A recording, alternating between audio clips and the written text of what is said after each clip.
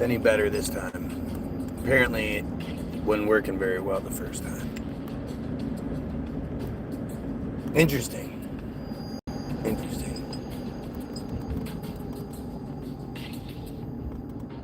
So strange. It's so strange to be this guy.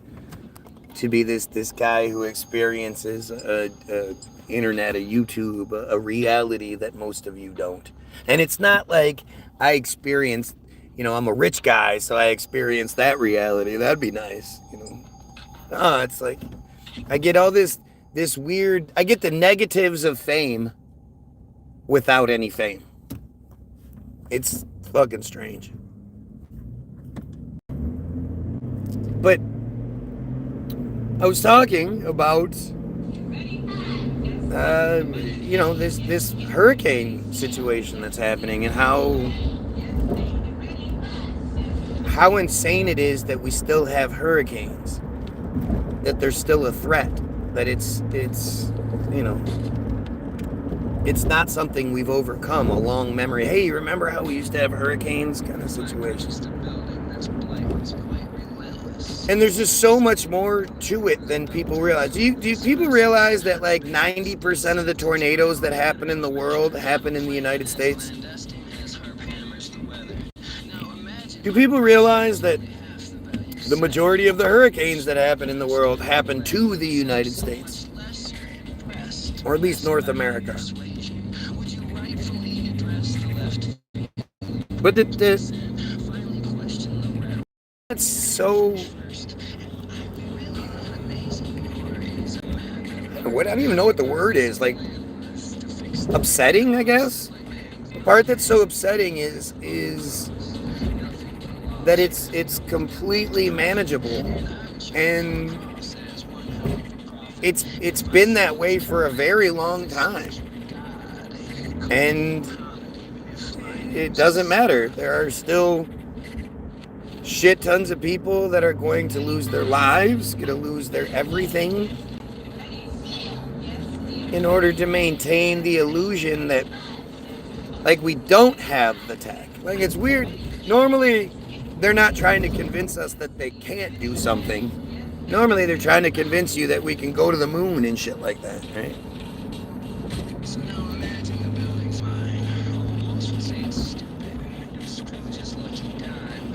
Like, it's really strange. And so as I was saying previously, where I guess you couldn't hear it, there's a movie, I don't even know what you call it. It's a propaganda piece for sure.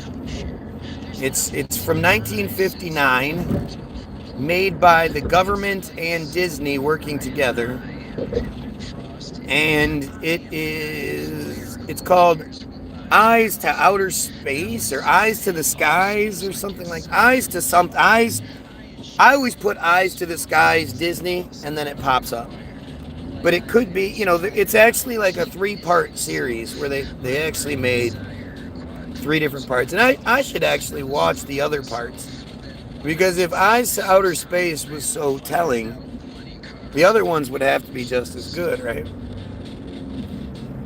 But it's really interesting to see, like, how different the propaganda was, and how, in some ways, it was completely inaccurate.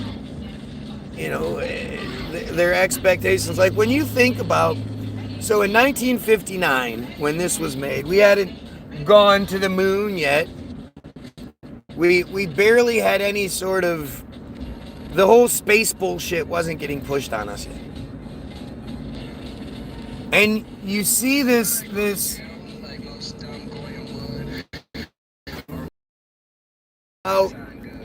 it's not quite the welcome America. It's not one of those kind of videos, but it's definitely a propaganda piece. And one of the things that's so crazy is that in 1959, they're talking about the 3 satellites that exist around the world. Like the concept of a gazillion satellites probably was it's like, how could you have all those, like, fly into each other and shit, like people don't get that. People don't understand the insane, absolute, total unity, communication, the absolute perfection that the whole constant communication between all of the countries that have them in the sky, and they would have to just be constantly reassuring each other and checking and double checking positions and making sure those things that are supposedly traveling at upwards of at least 17,500 miles per hour, but even more, flying in all sorts of directions, those things would be smashing into each other all the time. And the truth is, it's never happened. Never in the history of satellites have two of them collided. Thank you, open-minded. I appreciate the heads up. If it weren't someone like you, I wouldn't believe it. But you've earned that position to where, I believe you. Sure. And obviously it's working differently now. Wait. There's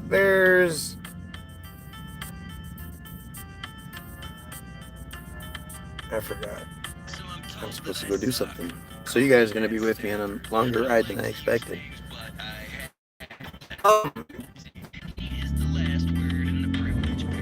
But you look at this video and they're talking about the three satellites in over the United States, or not even over the three satellites surrounding the world. To think that back then they were smart enough to go, yeah, we couldn't have thousands of satellites. That would be stupid. So they talk about in this movie, 1959, the government and Disney, about how coordination between the three satellites, one is the observer, one is this one, the three satellites, and then the forces on the ground, because they've built mini HARP facilities all along the coast, all along the East Coast, every however 100 miles or whatever, I don't know, there's a HARP facility, a mini one. And along with the aerosols from planes, they would be able to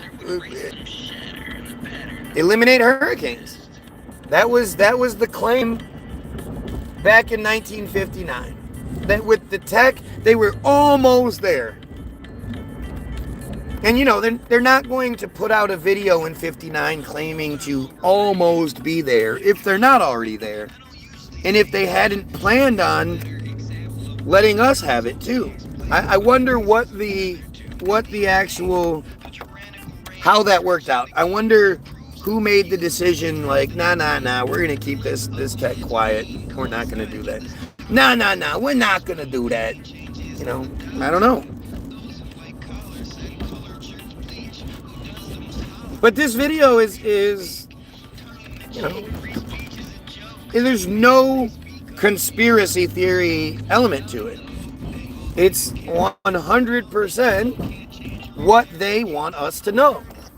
No doubt about it. It's just like Wikipedia, right? Wikipedia is 100% what Israel wants us to know. Might not be 100% true, but it is the truth that they want us to have.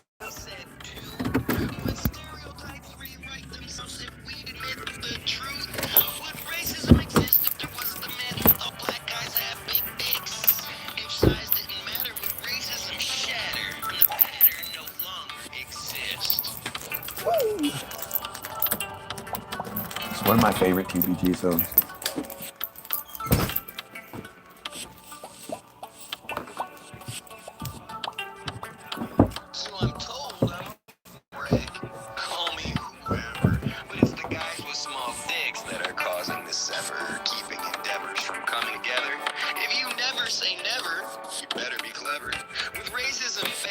Shamefully saying whenever you're getting head, her brain's always amazing. But it's easy the roadhouse is whiny? Do you find you keep finding girls blowing like porn stars? You might need reminding that Wow. throats don't go far. Normally you're on your second one. Go hard, it's time you go home. You hold a flowchart where a line should be known. Stinging full blown, the truth can be vicious. Racism's grown to compensate riches. Bitches. The new lady, Brenda, I guess. She knocking on the door. They have a giant Would Black Lives Matter if only they said two? Would stereotypes rewrite themselves if we'd admit the truth? Well, fat ass didn't get to sit on her fat ass this morning. What a shot. Oh, poor gal. The poor baby.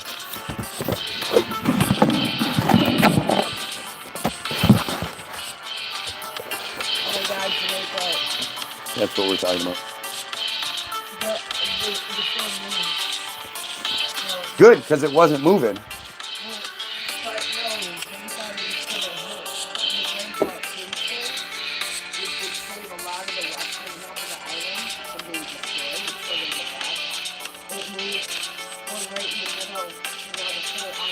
Of course. You know, Jamaica's the next Gaza. You know, yeah, but is it though? And think about, like, Jamaica is old. And it's all gonna be gone. And you know, to redo all of that infrastructure would cost a lot of money to destroy it and then rebuild it. So now half of it's done. And the garbage is all taken out to sea, so they didn't have to worry about it. Montego Bay, it hasn't even hit the yet. Montego Bay is almost completely flooded. Yeah. So bad. Hey, that's what happens when you live there. No, they haven't had. They said the last big one was like 86 or something, and it's still nowhere near as bad as this is. Right. But the thing is, the part that people don't understand is it's completely and totally manageable. It actually shouldn't even be a big deal, to tell you the truth. Like, hurricanes should be something that we talk about. Like, remember how we used to have such bad hurricanes? Remember how the hurricanes used to hit and destroy? Well, that's how we should talk about hurricanes. But we don't. And it's by design. You know, it's because they want us thinking and fearing and, you know, all that shit the way we do. But at the same time, you know, it's perfect. It works out the way they want it to.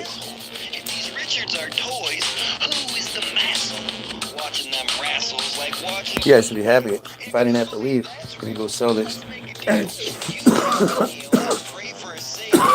Buy info, Kirk. I'm gonna buy a couple.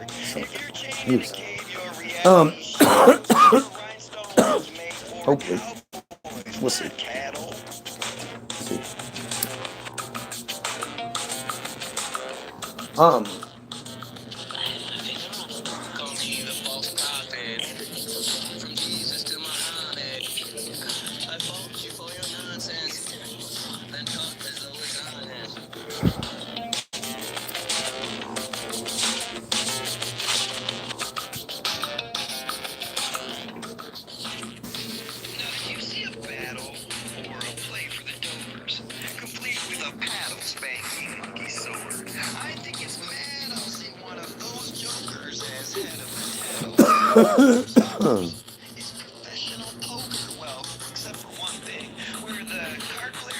I tried to look up yesterday the history of hurricanes. And surprisingly, there isn't any. Looking up the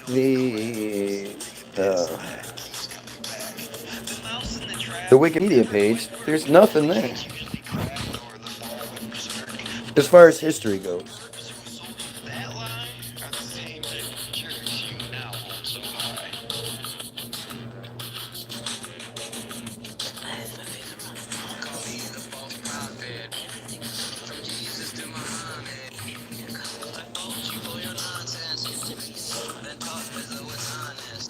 Hurricane history includes catastrophic events like the Galveston hurricane of 1900, the deadliest storm to hit the U.S., and the 2005 season, which had the most hurricane deaths in the U.S. since 2000.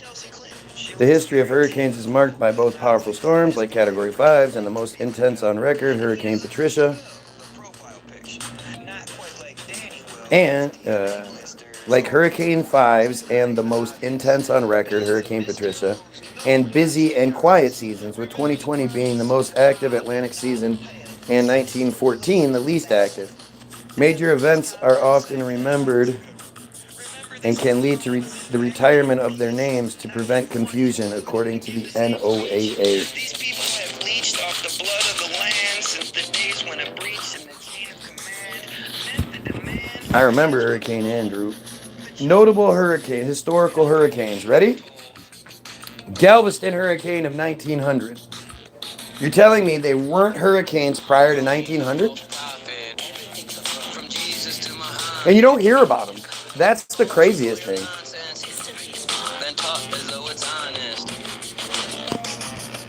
You know, when you hear about the history and shit, like the world, like the Civil War,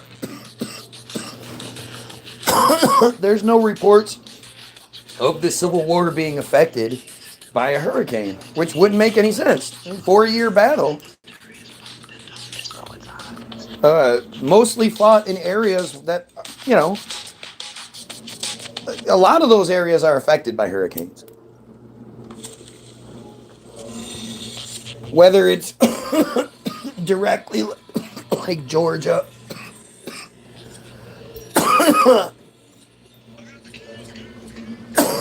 like Alabama, shit like that, those places get hit pretty directly. But it's like notable hurricanes in history. Galveston hurricane 1990.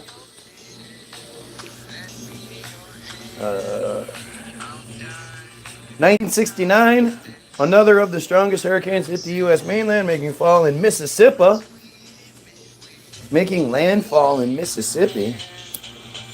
If home is where the heart is, I'll start with Detroit.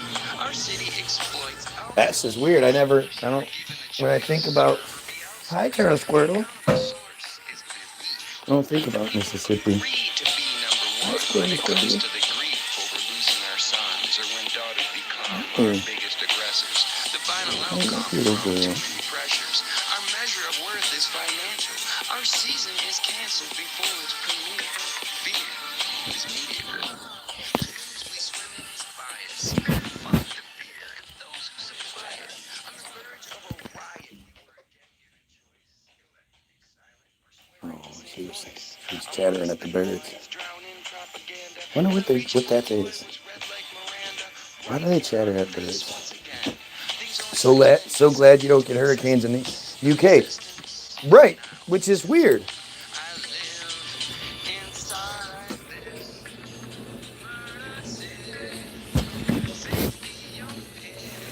Official naming. The National Hurricane Center officially began using names for hurricanes, Atlantic hurricanes, in the 1950s.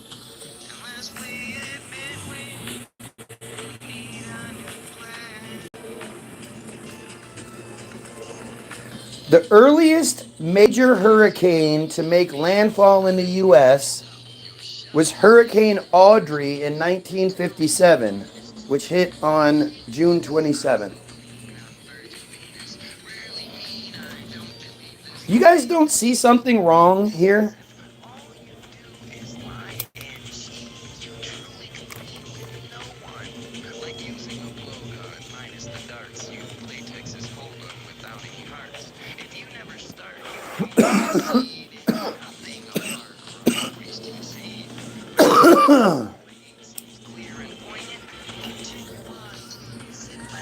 It's crazy to think my music will take off. It will work out. I'll just die later. I'll just die right after it happens. I'll either be some old man or, I'll just die. UK government trying to roll in this digital ID, though. It's not looking good. Yeah, it's crazy. And it's weird because it's like nobody wants it. There's nobody out there protesting for it or on the side of, yeah, the government needs to watch it. Nobody says that shit.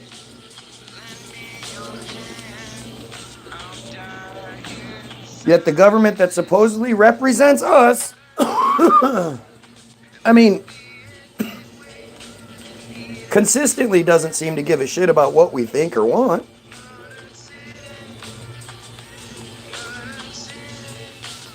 Again, you're not dumb enough to think the government has your best interest in mind, do you? Or are you?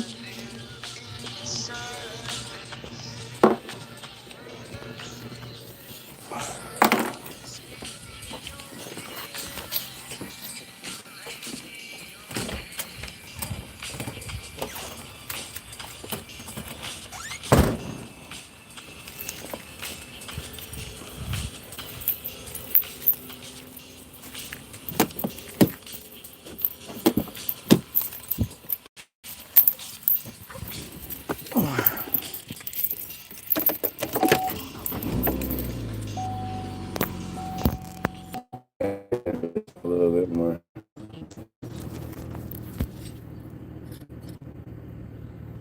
And the first like hurricane that they talk about, National Hurricane Center and shit.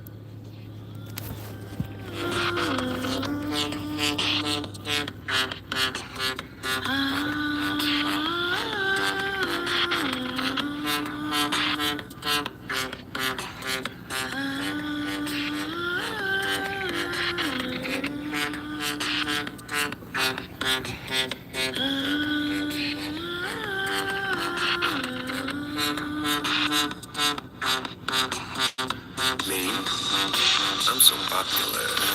I'm a winner. I'm the one you always talk about, me.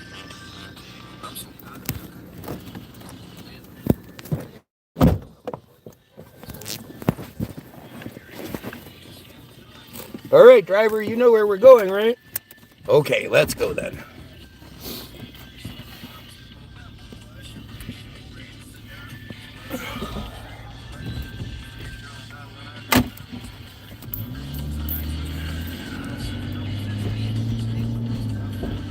Oy vey. So it's strange like that, and you actually see that same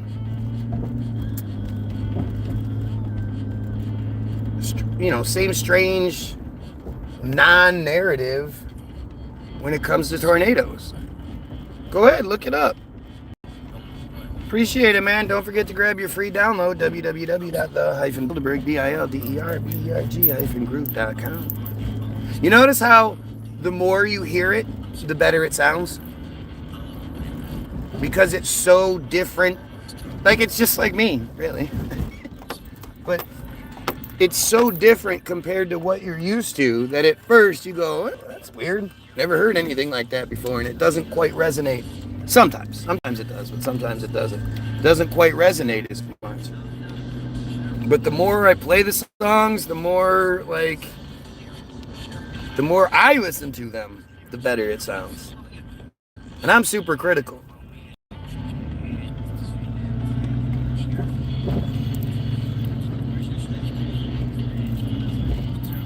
Let's see.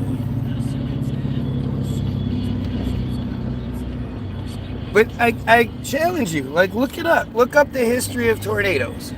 Look up the history of hurricanes. Why do they seem to not exist? I mean, right? Was the one in Galveston, the first major hurricane to make landfall was in 1900 exactly. It is exactly 1900, and it was, is that a dude? That looks like a female. What a girly looking face.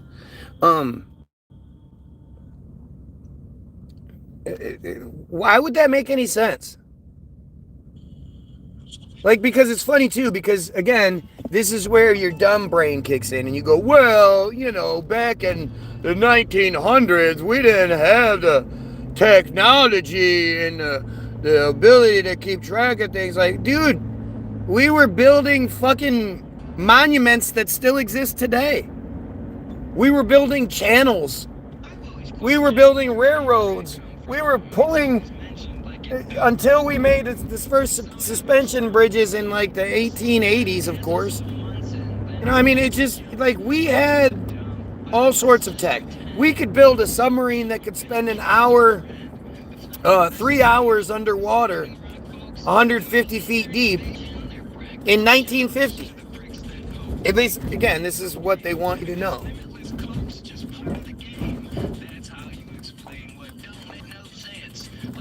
I mean, think about that. Think about how fucking insane that is. You can't have it both ways. We can't be this dumbass group who could barely keep track of hurricanes and stuff, but we could build, you know, I can't think of any building from 1900 that, but like, you know, just take your pick. Just fucking take your pick. Hot dogs in a hamburger bun.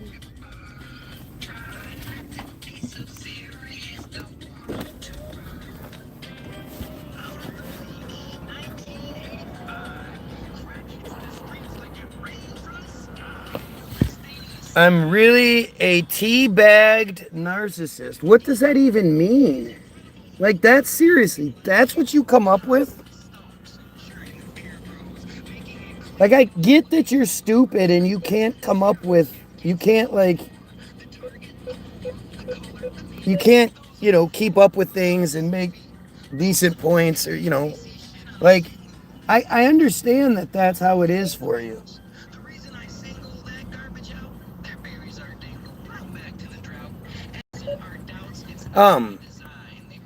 You know, I get it. I get that you struggle and shit.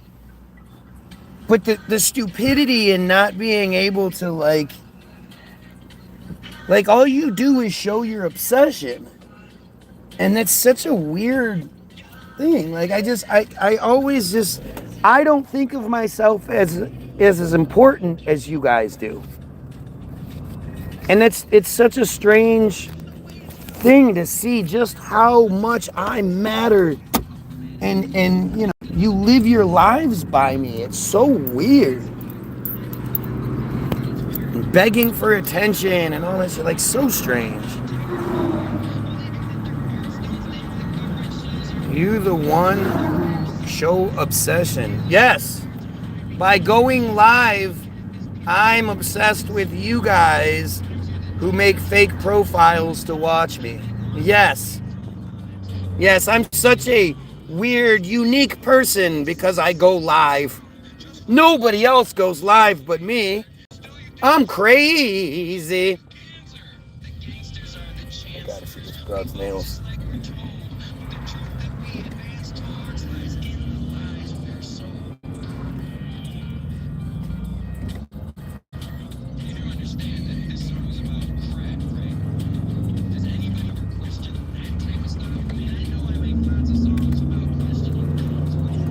Hot dogs in a hamburger bun. You know how fucking crazy that is? To have hot dogs in a hamburger bun? What's wrong with you?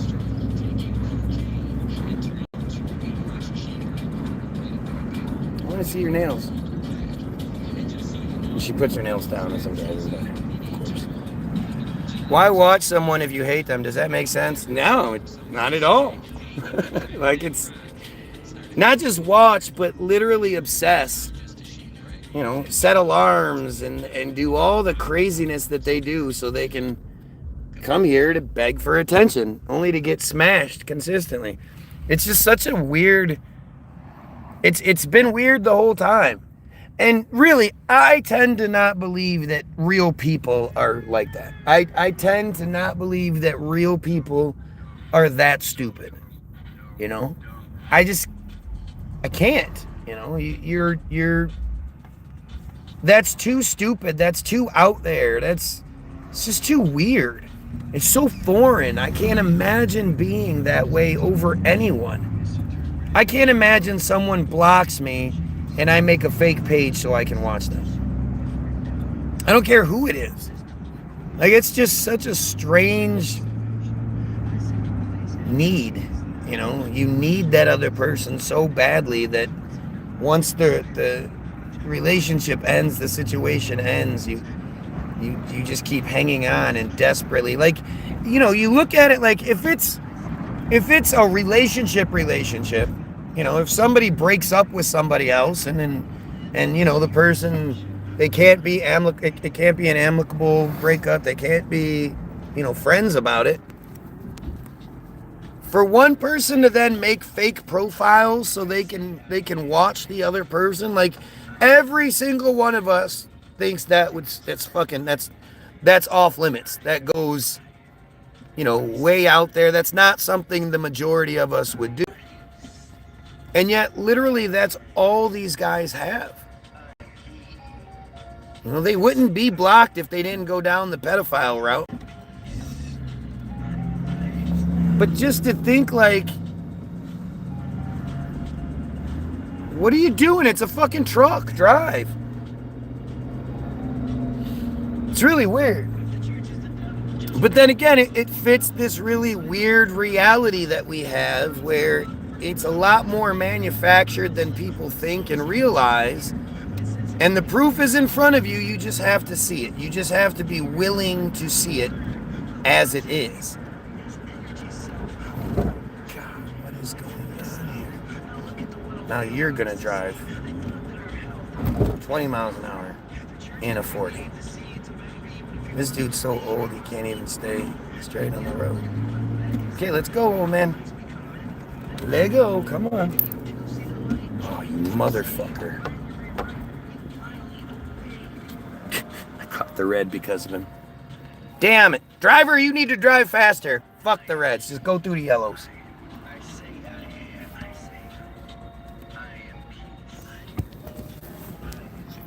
It's all just so. Like I said, I get all the benefits of fame without the fame. Or I get all the negatives of fame without fame. I don't get the good parts. I just get the bad parts of it. Infamy. It's.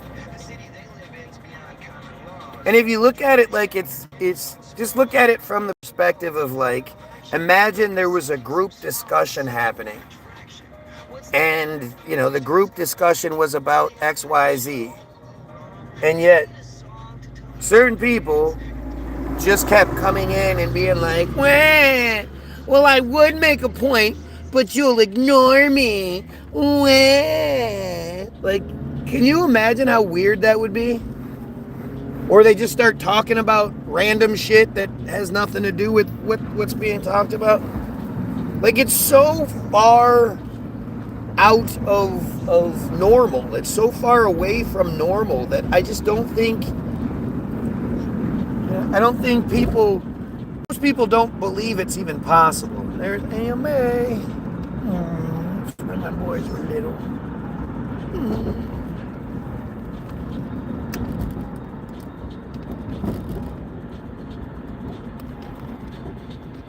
I just find it all so fascinating, man. I find this whole game, if you will, so fascinating. Fat old woman's eating. Just eating. I don't know why I would drive normally if I'm eating.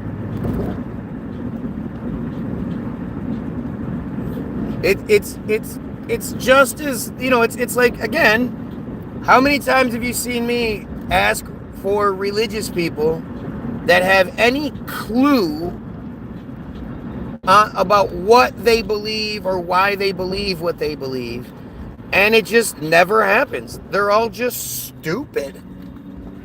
And to me, like, stupidity is a necessity for Christianity, for religion in general. You have to be stupid. You can't be someone that thinks things through and looks for the truth and, takes in all the information and shit. Like, you can't be. It's impossible. If you're that person, you're not religious. They don't go together. You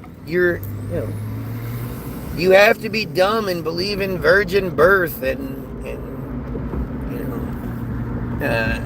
comically powerless God who does literally nothing. And the devil who makes God look like a joke. The devil's got all the cool power. It's like Star Wars, man. You know, the dark side gets the electricity hands and all the cool powers. But the Jedi are the good guys. Actually, Star Wars is a great example of it too, because clearly the Jedi are you know, the big brother bad guys. The Jedi are the space big brother. It's they police the universe to make sure you're doing things by the Jedi way.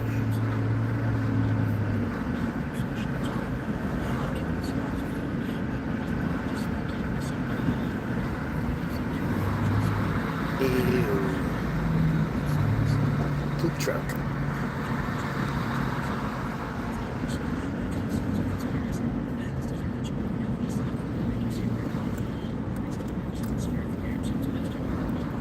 You know, and again, it's like the things that I talk about, you know, these idiots don't fucking know. These are inbred friars, man. It doesn't get much dumber than your inbred friar Israeli. They're about as dumb as it gets. And you know, it's weird, like the child that is viciously, violently, ritualistically raped as a child multiple times.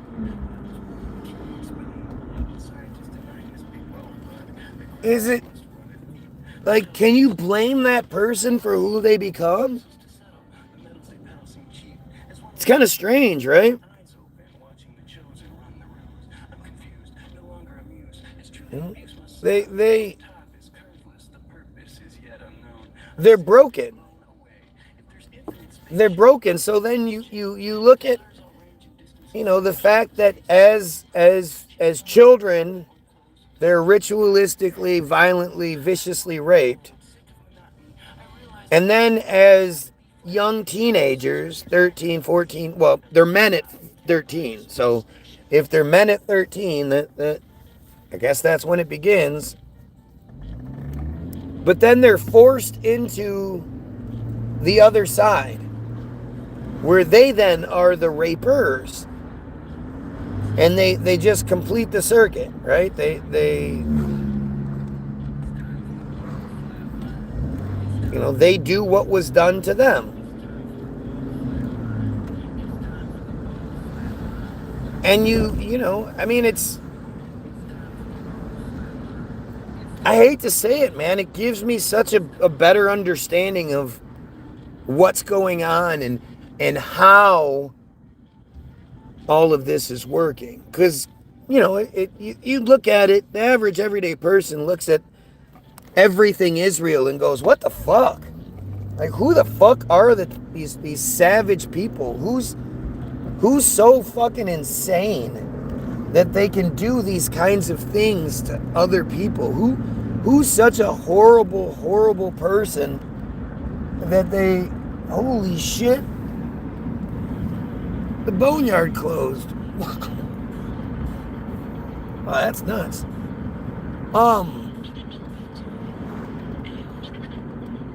That'd be a great name for a strip club. The boneyard. Especially if you have a really decadent back room.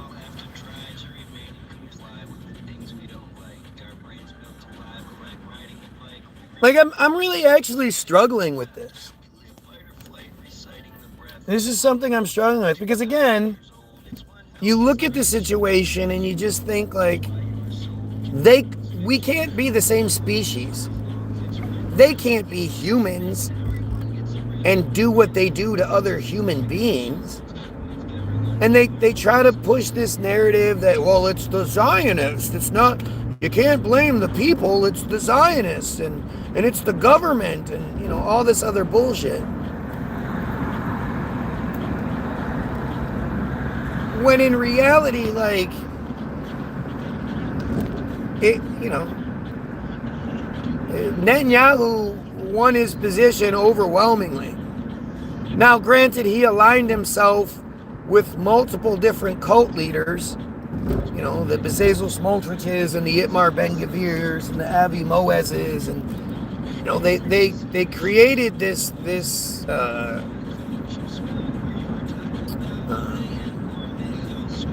like super group of awful, horrible people.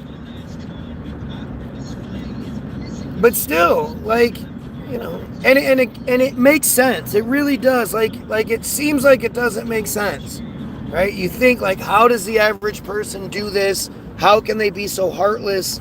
How can they starve children? How can they blah blah? You can just keep naming off things. How can they do this? How can they do that?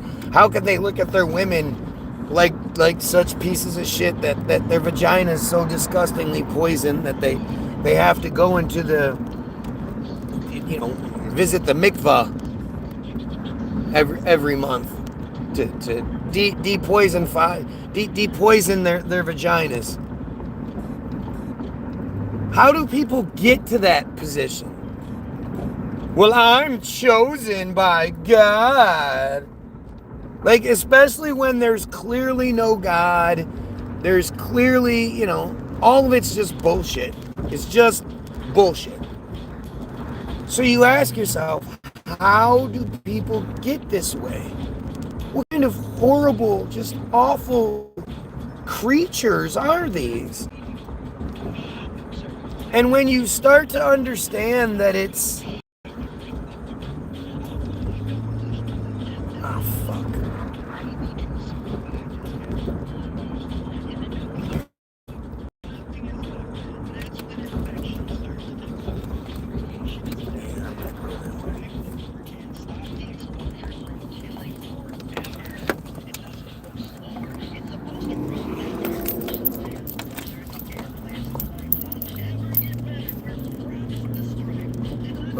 What kind of God would pick them? That's another great point. Like, they're just...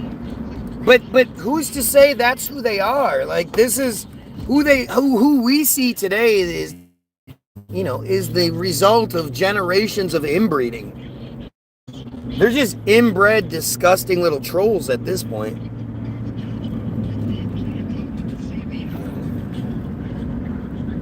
Oh! That guy called me a girl! Oh! You guys, I'm done. I can't do this anymore. He said, Girl Williams. Oh, I'm so upset now. Oh. Do better, dude. Do better. Come on. You can do better than that. If you're gonna talk shit, at least be creative. At least come up with something new. Girl Williams. Gay Williams. Ah! Never heard those before. How did you come up with that? But again, and then ask yourself, what kind of sick piece of shit would defend them? Right? Just look at like this. Do you honestly think that that's not a friar? That's just a goyim. Just another goyim out there defending his fucking oppressors. Yep. Do you think that's really what it is? Obviously, it's another friar. And this is the best that they can... Trust me, when I tell you this is their best. When I say do better, it's my fault. I shouldn't say that. This is their best. This is the best that they can come up with because they're really, really fucking stupid. He's just another dingus addict. Yep, and you watch. Like, yeah, I'm the addict. Look at me all drugged out. Look how fucked up I am. Look, oh boy. Again, who is going to be this desperate? Instead of actually addressing the things being talked about, it's just this crybaby. Whoa. Your feet smell. Like, this is the best that they can do. What does that tell you? You know, that should open your eyes to what you're experiencing. I'm extremely popular for somebody. Oh, everybody hates me. Oh, we hate you so much. We're gonna set alarms and watch you. Just ask yourself what's going on. Is that the fucking sinning out? It's the schizophrenia. There we go. Like, so stupid you don't even know what schizophrenia means. But yet this is literally, they can't make any other arguments. This is the crux of all of their arguments. Because they can't actually argue that their pedophilia, that their insanity has any sort of legitimacy. They can't make regular decent arguments. When you get one group versus another group, usually one group will say things, they'll have at least semi-decent arguments as to why their group is better and, the other group is bad and blah, blah, blah. Like it, that's just pretty standard. Even if it doesn't make much sense, these guys don't even attempt it because they know, what can you possibly say? This is their best. And it's very motivating. It's very, my motivation is my validation, my verification, all of these things. They give it to me. If I was wrong, then they would simply say so. If I was failing in any sort of way by my own volition, then it would be, they would point it out. And it would be easy to just walk away, and it would be, there'd be a bunch of different pieces to this that would make a lot more sense. If I knew I was just failing, if my numbers were low because I just sucked at this, then that would be one thing. But the simple fact that I have so many people that obsess over me, come here daily and obsess over me, that can't be because I'm terrible. It just doesn't work that way.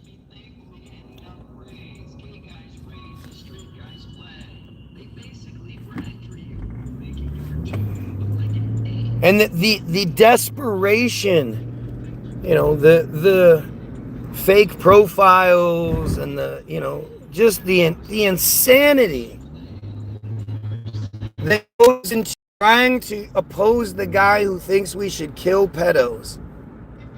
Where does that even come from, you guys? How does it make any sense other than it's fucking pedos? It's Israelis and pedos. Anything else does not make sense. There's just no fucking way that anybody cares about me that much. Any regular, just normal, non-friar people care about me so much that, they spend their lives on me. It only works if I'm right. And it only works if those are, majority fake profiles, majority, Israeli operative bullshit. If anybody can tell me any other way it makes sense, I'm open to it. I'm all ears. But it's impossible. And it's impossible that it works out this way. The only way it works out this way is through official sort of interference and interaction. Wow, that's going on. Oh, Jesus Christ.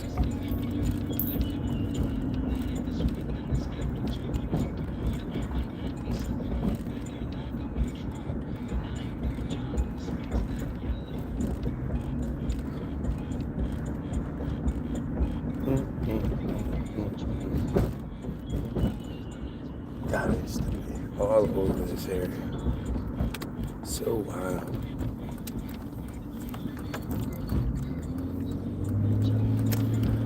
Oh, when aren't you right?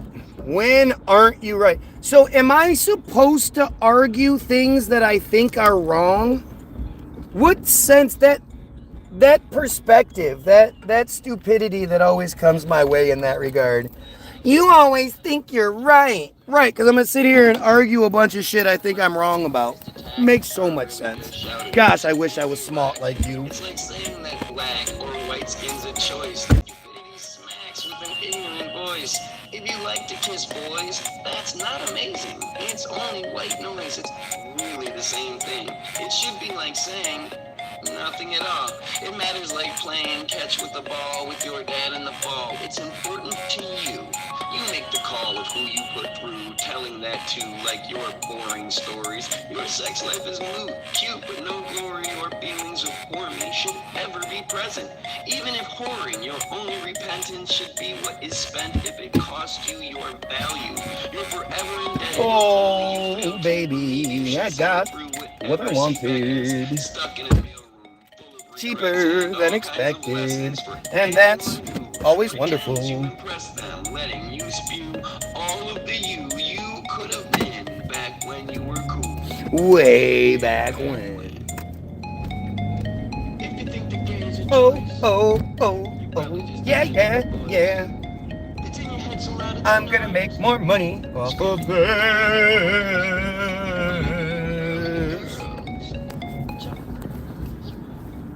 I love making money. You'll never see the curve in the world.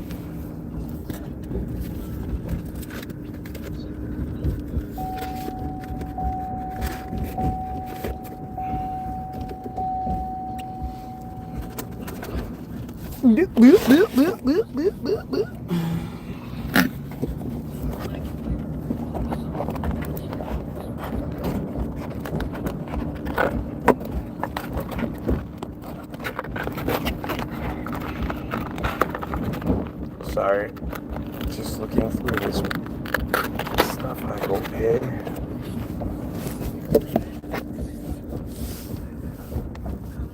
Aaron Glenn got their first win. Aaron Glenn. And oh shit.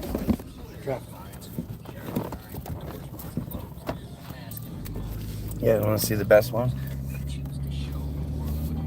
Aaron Glenn, autograph rookie card.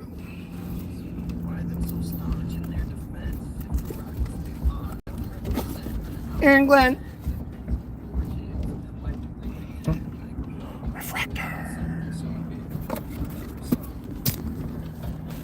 Boy, hopefully he actually does well as a coach. The music he listens to confirms his schizophrenia. What? What kind of stupidity? I mean, again, it's just constant stupidity from the person who claims to be a Christian. Jesus loves you. Christians are always such just hypocritical dumbasses. It's not difficult to prove stupidity, like Christian stupidity. It's not difficult at all. There is dumb as it gets. You have to be. You just have to be. Oh wow, this is finally getting sold. Holy shit. This woods is gonna be gone. Wow, that's crazy.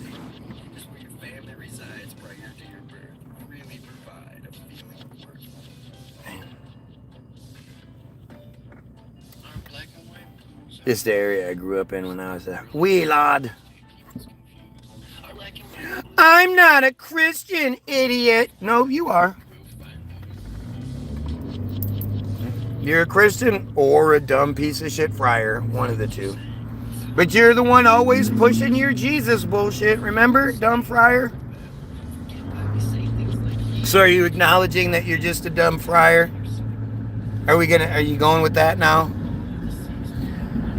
Hamza! What's going on there, guy?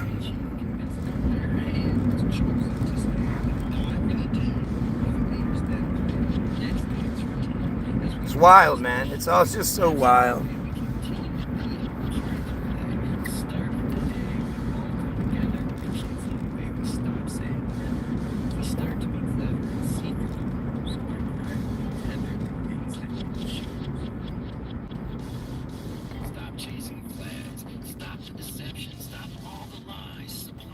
I sure would love to hear your music.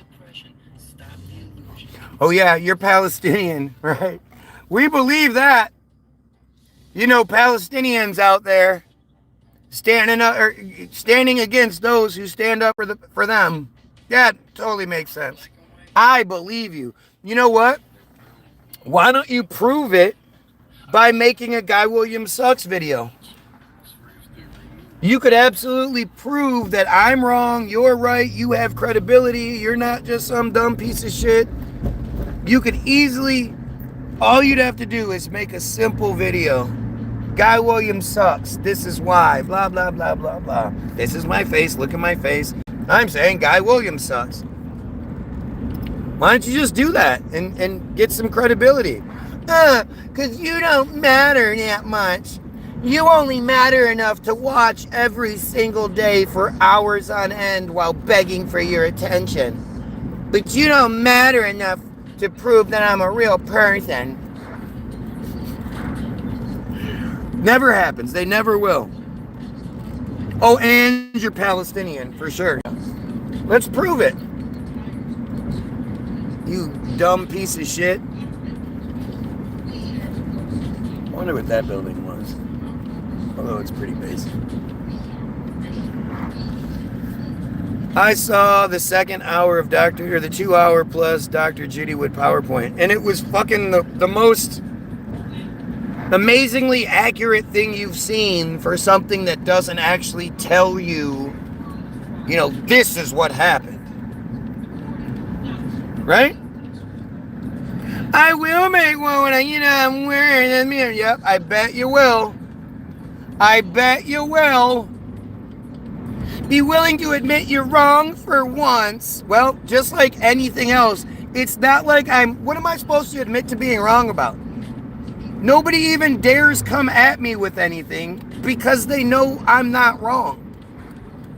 And the only way I could get to this position where I'm not wrong is if I was willing to be wrong my whole life.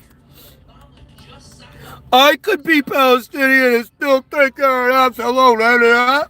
Yep, I'm sure that's how that works.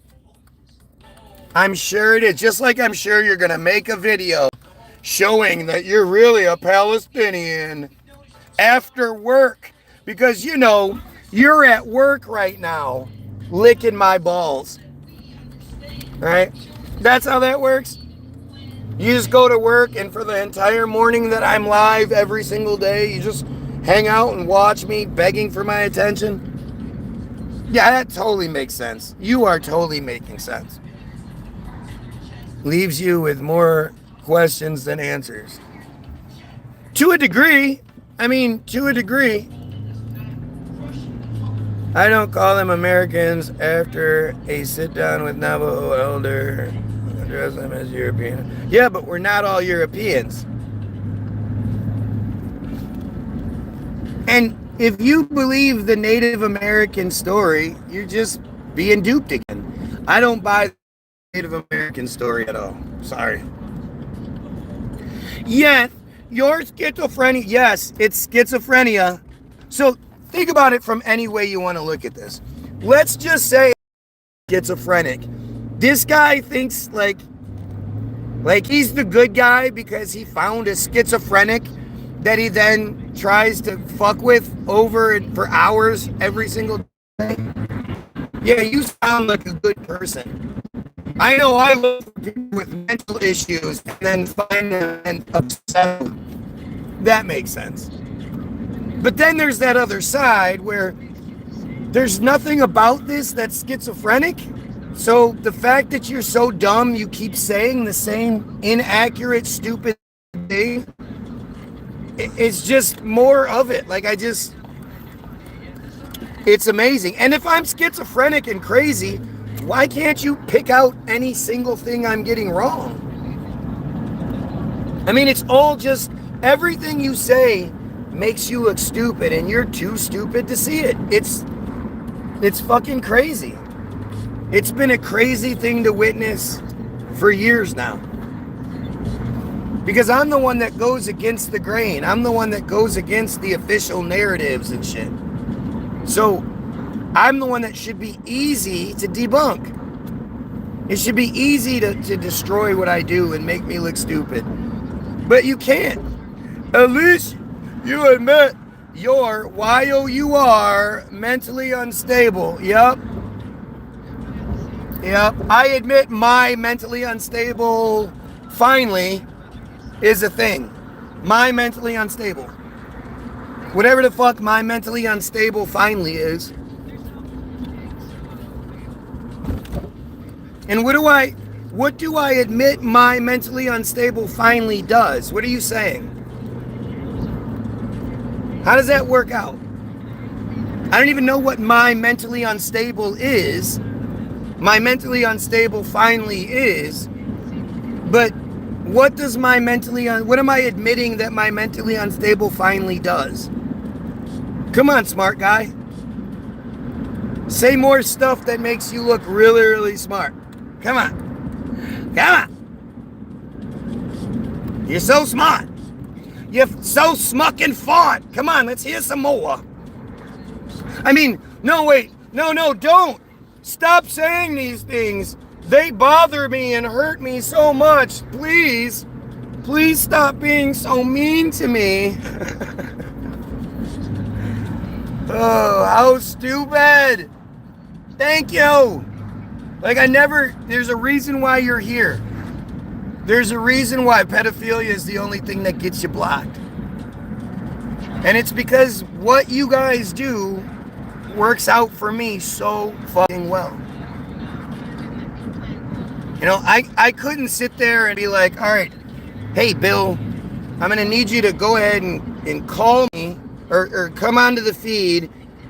And then I need you to say this and I need you to say that. And I need you to look really, really fucking stupid so that, you know, it just makes me look like a fucking god every day. Like, I couldn't write out your script better. All right, make sure you're too stupid to spell words correctly, okay? First of all, make sure you can't spell words correctly. Secondly, make sure you don't actually argue against anything I'm saying. You don't make any points whatsoever. What the fuck? That was weird. You know? Make sure you use a fake profile that's obvious. Make sure you can't spell. Make sure you don't focus on any one individual thing or actually anything I'm getting wrong. Make sure you cry and cry and cry. Make sure you beg for attention. And then I'll make it work out. Like, I couldn't script this any better. Half the time I couldn't even come up with the stupidity that you do. I'm shocked that anybody can be that stupid, let alone, you know, come up with it and then type it out and be like, this is gonna get him. You're mentally unstable finally.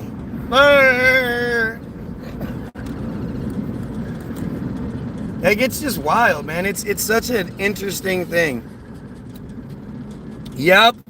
Are you always so manically angry every morning? Yeah.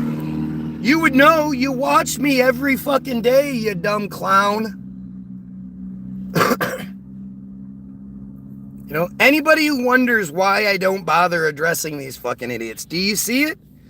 Do you understand why? It's like it's pointless. They're just so embarrassingly stupid. It's like punching down. You know? What kind of man would I be if I was walking around beating up teenagers? Look how tough I am. I can beat up teenagers.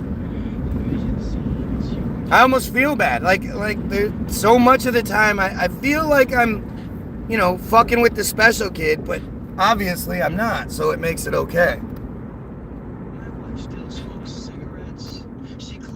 But it's this is all in an effort to, you know, to prevent people from calling out the friars for what they are and for who they are.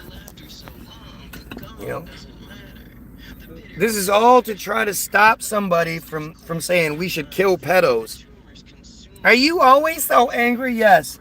I'm manically angry at the idea that there's pedophilia. Yeah, it really, really bugs me. I know you don't care. You couldn't care less. Not couldn't care less. But I do. It really fucking bothers me that there's so much child rape in the world. Genocide really, really bothers me. Supremacy really, really bothers me. So I'm going to talk about it every day. Now, do the comment trolls that I allow to be here bother me? No. That's why I allow them to be here. They make the video better. I apologize for being so easily entertained by a random schizo babble. Yep. I know that if somebody called me a pedophile, I'd be like, haha, yeah, it's funny. Can you do it again? I'm going to come back for more and keep proving the point. I'm definitely never going to argue it. Yep, schizo babble is so entertaining. Child rape and genocide is entertaining to who other than friars? Like, it's just, again, it's just so great. It's just so great. They can't help but prove the point. You know? Ask some dumbass to do calculus. They can't. Ask some elementary school kid to you know, tell you about science or just anything. Ask him to explain to you, some elementary school kid to explain to you anything that has to do with religion.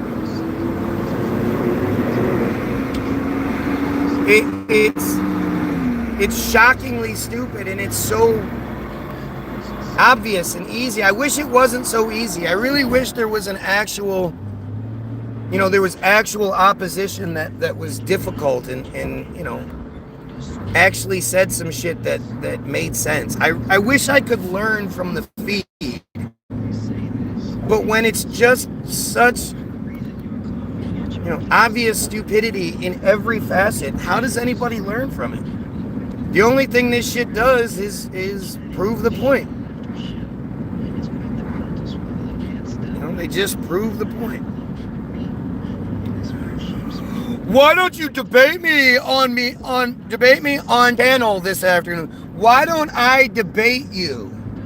Because, you know, if you were actually speaking, then you'd be able to make decent points. But while you have all of the advantages being in the comment section, yeah, you can't do it then. You can only do it if you were live talk. Please just talk to me in person. Please talk to me in person. Please, guy. I just want to talk to you in person, please. Dude, you don't make any sort of decent arguments in the comment section. What would be different in person other than, you know, you could be loud and obnoxious? We don't even know you're you can't even make the video. Even though you're at work right now. Yup. Yeah, I'm scared of you, yes. Because again, I must be talking to a 5th grader here, right? Oh yeah? What are you, scared? What are you, chicken? Nobody calls me chicken. That how I'm supposed to react? Not point out the fact that you can't debate in comment? Like, you have all the advantage, right? You can think about what you're gonna say. Nobody can see your face. Nobody can see you struggle with an answer. You know, you're right there. And all you have to do is make sure it's spelled right, which you can't do. But you can't even come up with like a single reasonable point or argument against anything I'm saying, and you have the advantage. If you were to get me with something, people would see it. If you said something and I was like, then you'd see like, oh, he stumped you there. He got you on that one. But the fact that you can't even, like, you can't do anything. Yes, I know I'm wrong. Killing pedophiles and stopping genocide. How dare I think such crazy shit? What would you even debate? Yeah, you don't even qualify first. You're not even close. What would you want to debate? Why don't you give us, can you at least answer that question, or are you too stupid for that one too? What would you try to debate me on? Remember, you're Palestinian. The main thing for me is that we should kill pedos and eliminate the genocide in Palestine. So what are you going to debate against?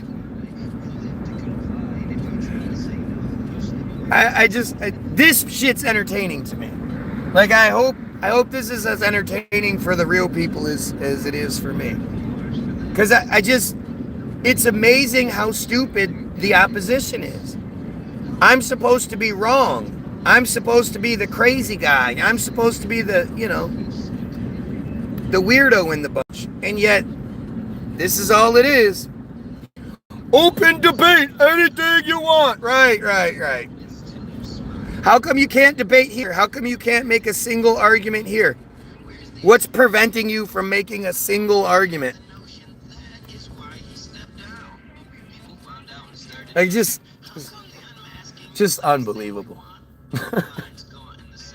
It's just so funny to me that people actually, like, these aren't people. If anybody thinks these are people, then, good luck.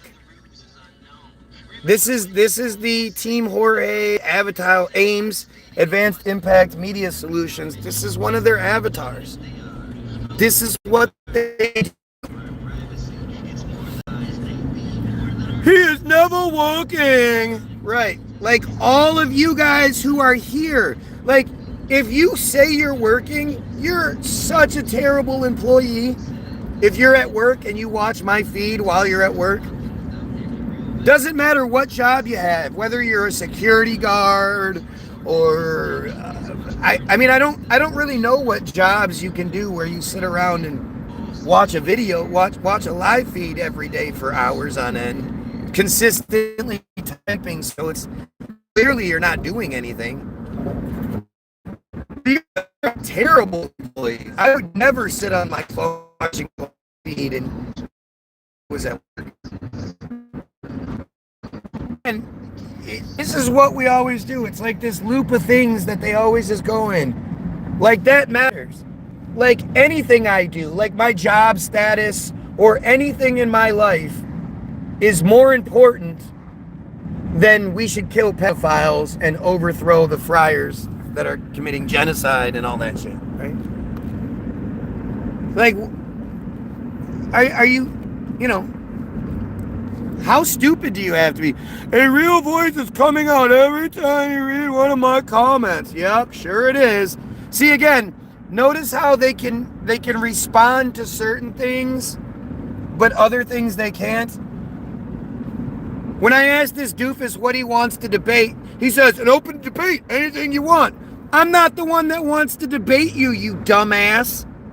You're the one that's saying you want to debate me. So that would mean you have an issue with something I'm saying. But since you're too stupid to understand that, you end up with this kind of bullshit where you're just, right? Like, I don't want to talk to you. Why would I ever want to spend any of my life outside of doing my thing talking to you? You're a pedophile piece of shit. You're a friar pedophile piece of shit. And really, if you could make the Guy Williams Sucks video, why don't you just stop watching for 5 minutes and make the Guy Williams Sucks video? Then we can watch it on the feed and everyone can see what you have to say. It's not like you being at work is preventing you from playing with your phone, so why don't you just stop and make the Guy Williams Sucks video? Imagine having a full-blown argument with yourself and recording it live. Yes, I'm having an argument with myself now. Imagine being some dumb broad, too stupid to be able to fucking come up with something decent to say, so you come up with that shit instead. Oh, am I getting the Jewish money? Wouldn't that be nice? If I was getting that $8,000 a month, you better believe I'd be fucking. It'd be a lot better. Shit would be a lot better. $8,000 a month, $2,000 a week.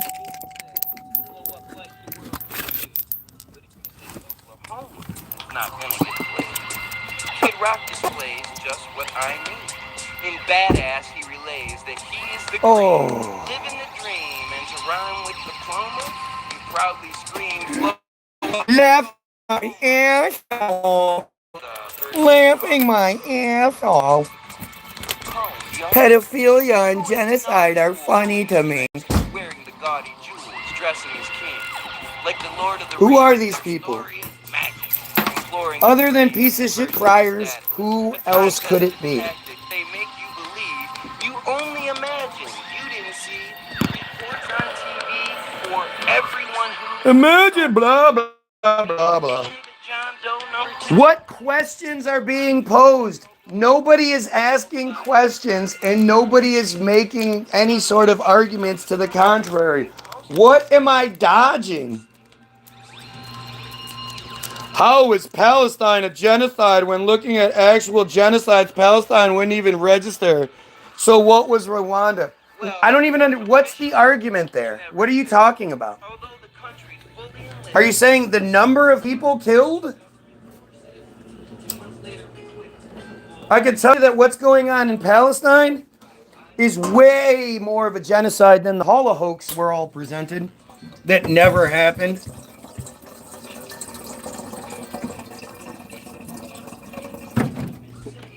The Holocaust, 6 million, that's all fake as shit. We all know that.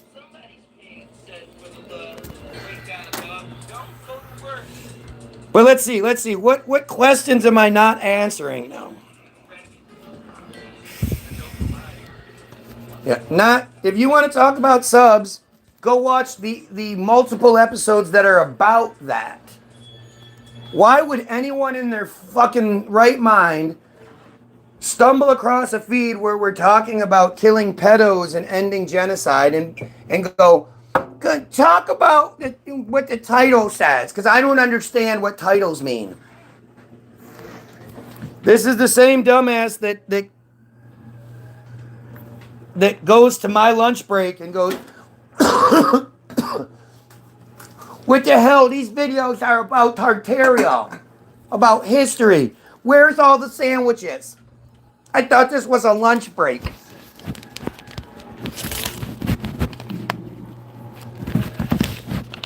You say Palestine is a genocide, yet in terms of actual numbers of dead, it wouldn't. It's not. Genocide isn't numbers. This is how stupid you are. It's not about the number of people killed. It's about the genocide is the elimination of another culture, of another society altogether. Doesn't matter how many people it is. It's the systematic elimination of those people that makes it a genocide. It's not. It's only 680,000 at least, mostly women and children. What? Well, it's not a genocide. So stupid. It's just so stupid. Like it's just such. This is obviously a dumb friar, right? Another dumb friar trying to get you. Oh yeah, what about Rwanda? Talk about something that happened all those years ago. Talk about that. That's dead. Talk about that. Don't talk about the friars who are killing people. And see, this is again. You don't even hear me really get into the Palestine situation all that much because it's really just depressing and disgusting and abhorrent. The why is the most important part that doesn't get answered. And that takes us into the bottom of darkness.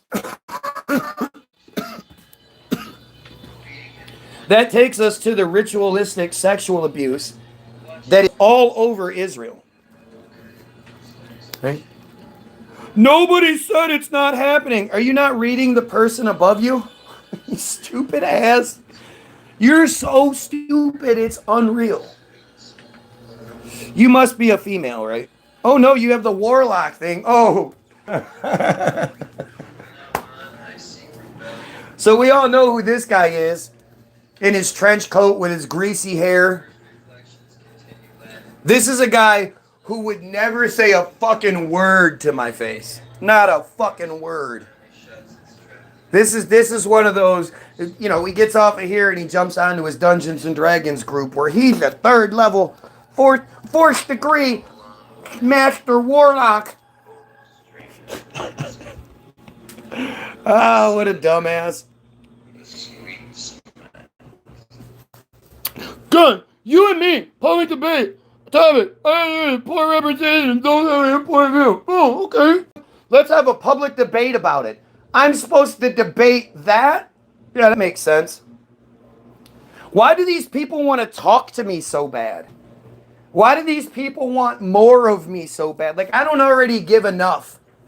The 2-3 hours a day that I go live, that's not enough. No, I need to spend individual time with each one of them so because, you know, they hate me so much. Because I'm such a poor representation that you're going to watch me every day beg for my attention and beg for even more attention outside of the live feed. That totally makes sense. Guys, man, in a debate, listen to the question, call the asker an idiot. Little, no rebuttal. Yep, call askers. Yep, that's all I've ever done. That's all I do. No, it's you forget the part where I point out your stupidity and then laugh at it. And it's not like, again, you don't make any arguments. You just keep crying about me. You're not saying anything I'm wrong about, or, you know, other than you being this Palestinian that is supposedly mad at the guy that continues to think we should kill your oppressors. Eliminate your oppressors. Yep, that's it. Give it. Get the fuck out of here with Give you. It. No. You don't know me. You don't know my style. Give it. All right, go ahead. When your wife's 50, that doesn't happen. Get out of here, Dave. I want you to graduate the fourth time. Everything you do. That's what you do now. Yeah. Yeah. You even know how many times you've watched me? That's how important I am. Genocide isn't a numbers game. You're insane. You got your you're wrong. I'm going to call you out. Doesn't matter who it is. You got the you're wrong. Yeah, do you know that Palestine isn't a genocide because it's not enough people dying?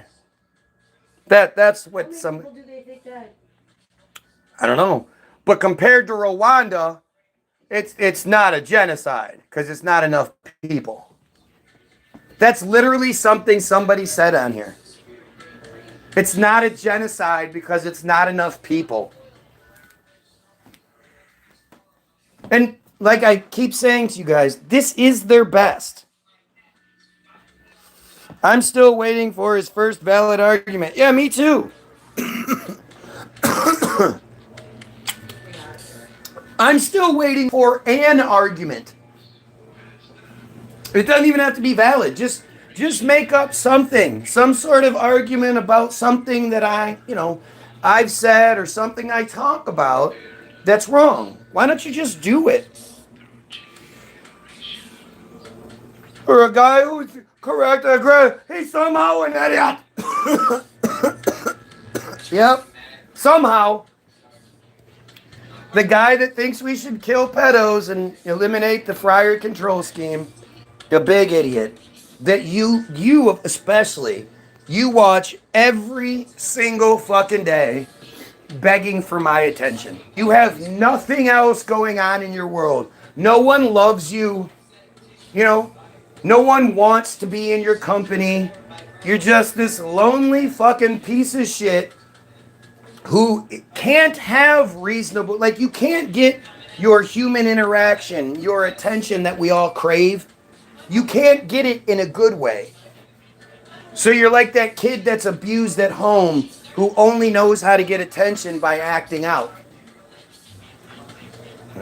You're just this lonely loser pedophile piece of shit who, you know, should kill yourself, but you're too much of a coward to even do that. Do you like Trump? And what do you think? What do you think should be done about it? Do I like Trump? Why would I like Trump? Like I just can't even imagine why anybody does other than prior to recently, he was only an open racist, sexist, homophobe. Now it's pretty open that he's a pedophile. Although, if you've been paying attention, it's that, you know, I've been saying it since before he was since before he lost the election by 2.7 million votes, and then the APAC swamp he was going to drain put him in office anyway. I've been doing it since before that. While he was in the when he first started becoming a piece of this, when he was doing to Obama what he would never tolerate anyone doing to him. All that free speech Obama let him exercise, he would never accept that. But this, you know, to me, if you're a Trump supporter, you're probably like 99%, you're a pedophile. And I know people don't like to say that because, you know, their grandfather is a Trump supporter, or their best friend Billy is a Trump supporter, or, you know, somebody close to them is a Trump supporter. So they go, no, that's not accurate. You're underestimating how bad the pedophilia problem truly is. You know, if you go outside on your front lawn and you look up and down your street, I'd be willing to bet at least 50% at least 50% of the people, 50% of the houses, 50%, at least somebody has a folder on their phone or on their computer. They have some imagery, they have some links, they have a history of it, they have a story where they got, you know, whatever. I guarantee it's so much worse than you understand it to be. Makes me wonder. And your average Trump supporter, the person that can overlook the E. Jane Carroll stuff, overlook the Katie Johnson stuff, overlook the just plethora of charges and payoffs and, you know, just all this shit that goes against Trump. You have to have some shit in your history that you would hope people would overlook. Otherwise, if you don't have any of that in your history, you see Trump and you just go, what the fuck? How does anyone support this piece of shit?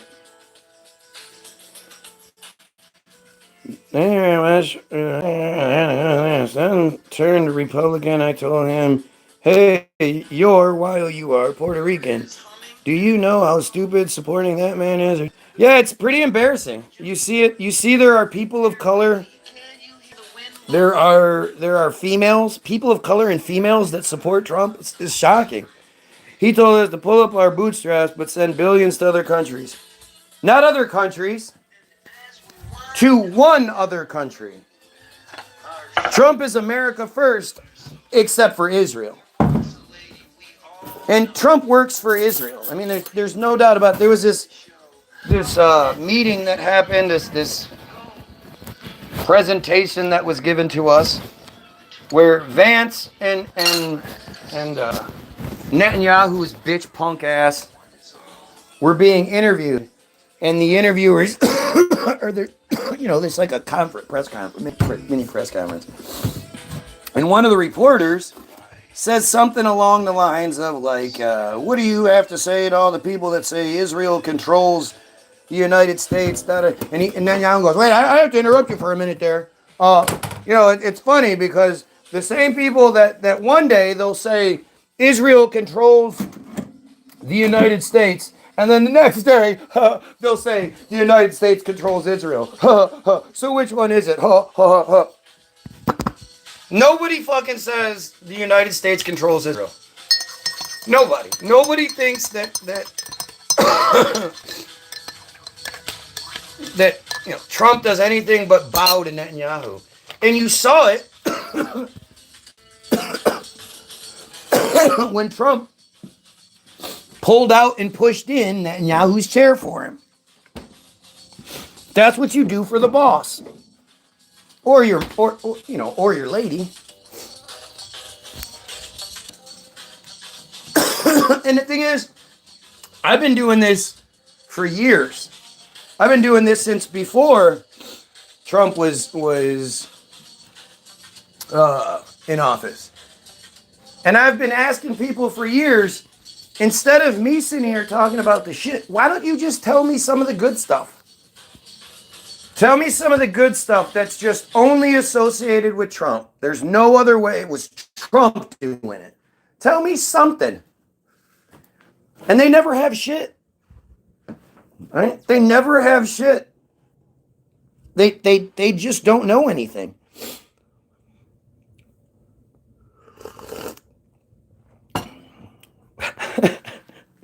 Open-minded, do you honestly think they're going to answer the questions? He can't answer that question. As soon as his argument fell apart, he stopped making it. Because he knew he was fucking stupid. You know?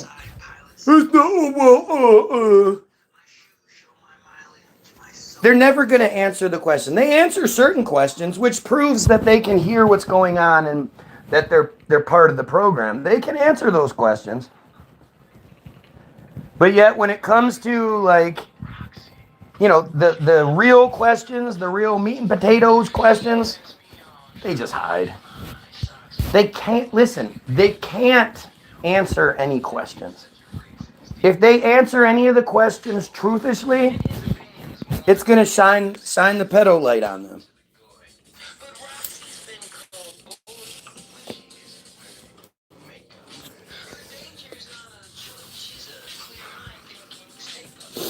I'm happy you are. You got to get yours right. Well, don't forget to get your free download. www.the-bilderberg.group.com. You can never accuse me of not being consistent. Even my positive supporters, if they get this shit wrong, I'm going to tell them. You know why? Because it's not about making you look stupid. It's about preventing you from continuing to look stupid. So hopefully the next time you do it, and hopefully it's not in you're not in some situation where it matters, where you're being judged on who you are as a person. And you get those words right, because someone like me who is smarter than you is going to think you're an idiot if you can't get basic English correct. Funny, it's just what it is. It's what they do. It's what they do. There are some that try to be like, but they'll be back. Don't worry, they'll be back. But there are some that try to be clever or whatever, and they get their shit kicked in. And then there's the other dumbasses who just, this is what they do.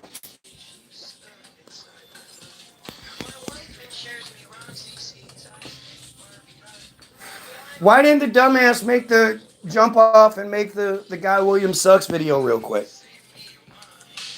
Why don't they just do that? Again, you know how much credibility you would have?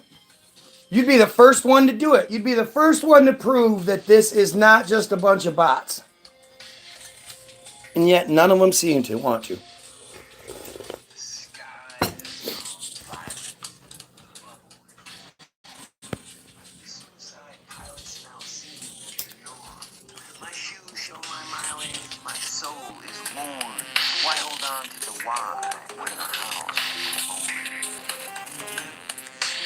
Oh man, it's just so good. He's just so good. Do his dentures still clap? What the fuck? Right, that's what they do. This is what they do. They don't have real arguments. You know, you're expecting intelligence from stupidity, and stupidity isn't capable of intelligence.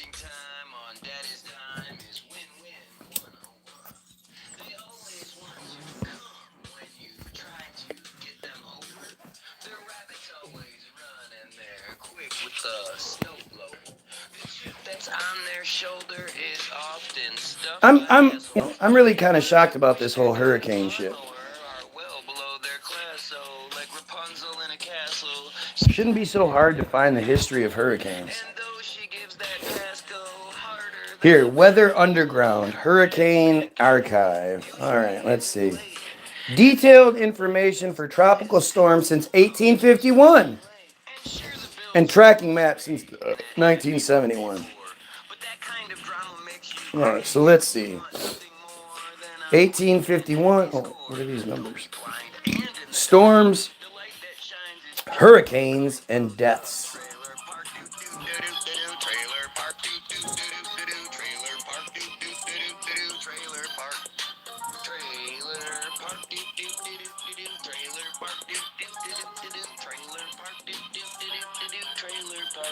Good luck getting that out of your head.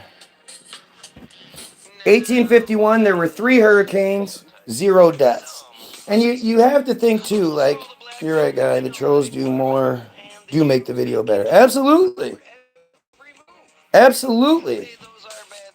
It would be very difficult to prove what I'm saying without the troll. Because I'm the one making the claims. Like, this is what, this is what's happening. And then this is what they do to those who speak out. And if I'm wrong, then just tell me what I'm wrong about. Let's just go with that. And the fact that this is what you see validates it all. Not only does it, like, because I guarantee you've never seen this before. I know there are always trolls on videos and shit, but to this obsessed level, and with an inability to be able to actually engage in, like, you've never seen anything like this before. So you try to make sense of it. You try to sort of come up with shit. But this is what it is. Man, how does that taste right?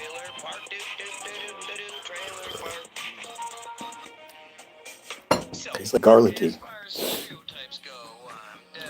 So when you think about these storms from 1850s and shit, shouldn't there be just thousands of deaths each storm? What early warning system did they have?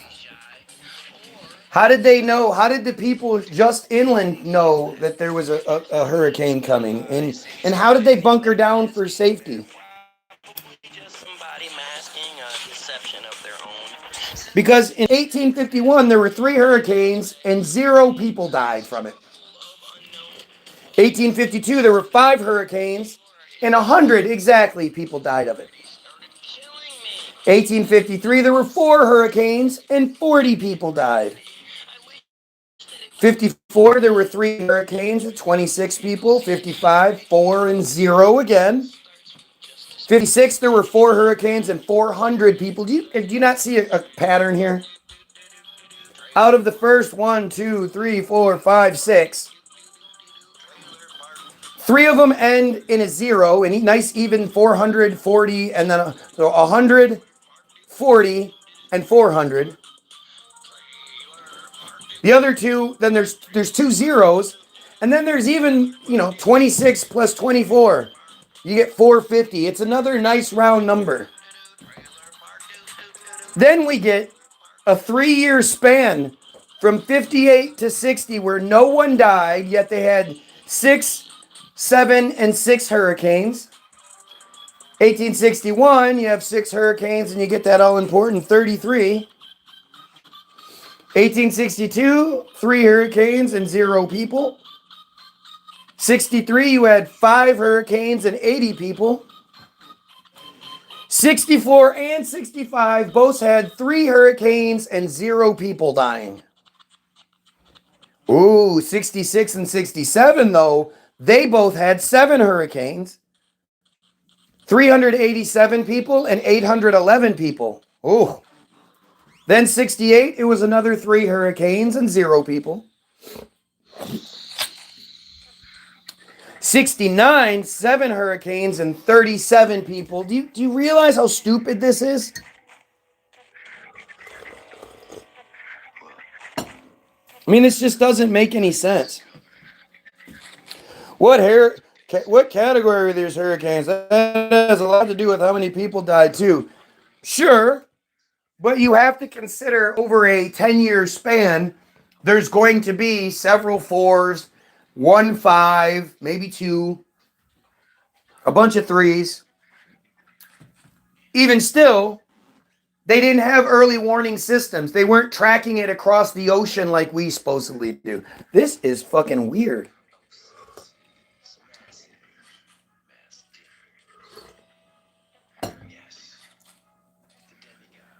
I don't know.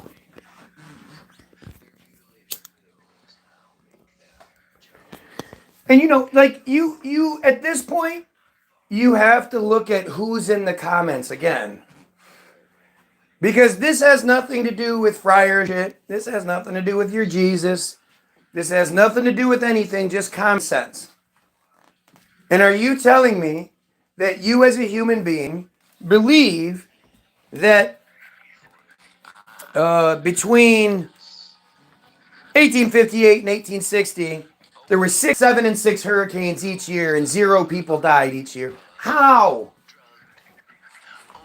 These numbers don't make no sense. Doesn't matter. Well, they were all category 1 hurricanes. Okay. 68 was 0. 69, you had 7 hurricanes, only 37 people dead. 1870, you had 10 hurricanes and 2,052 people died. 71, 6 hurricanes, 27 people. 72, 4 hurricanes, 0 people. 75, 8 hurricanes, or 75 had 5 hurricanes, 800 exactly people.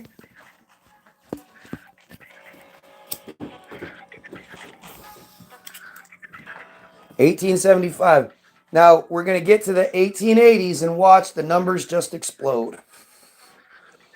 1876, 4 hurricanes, 0.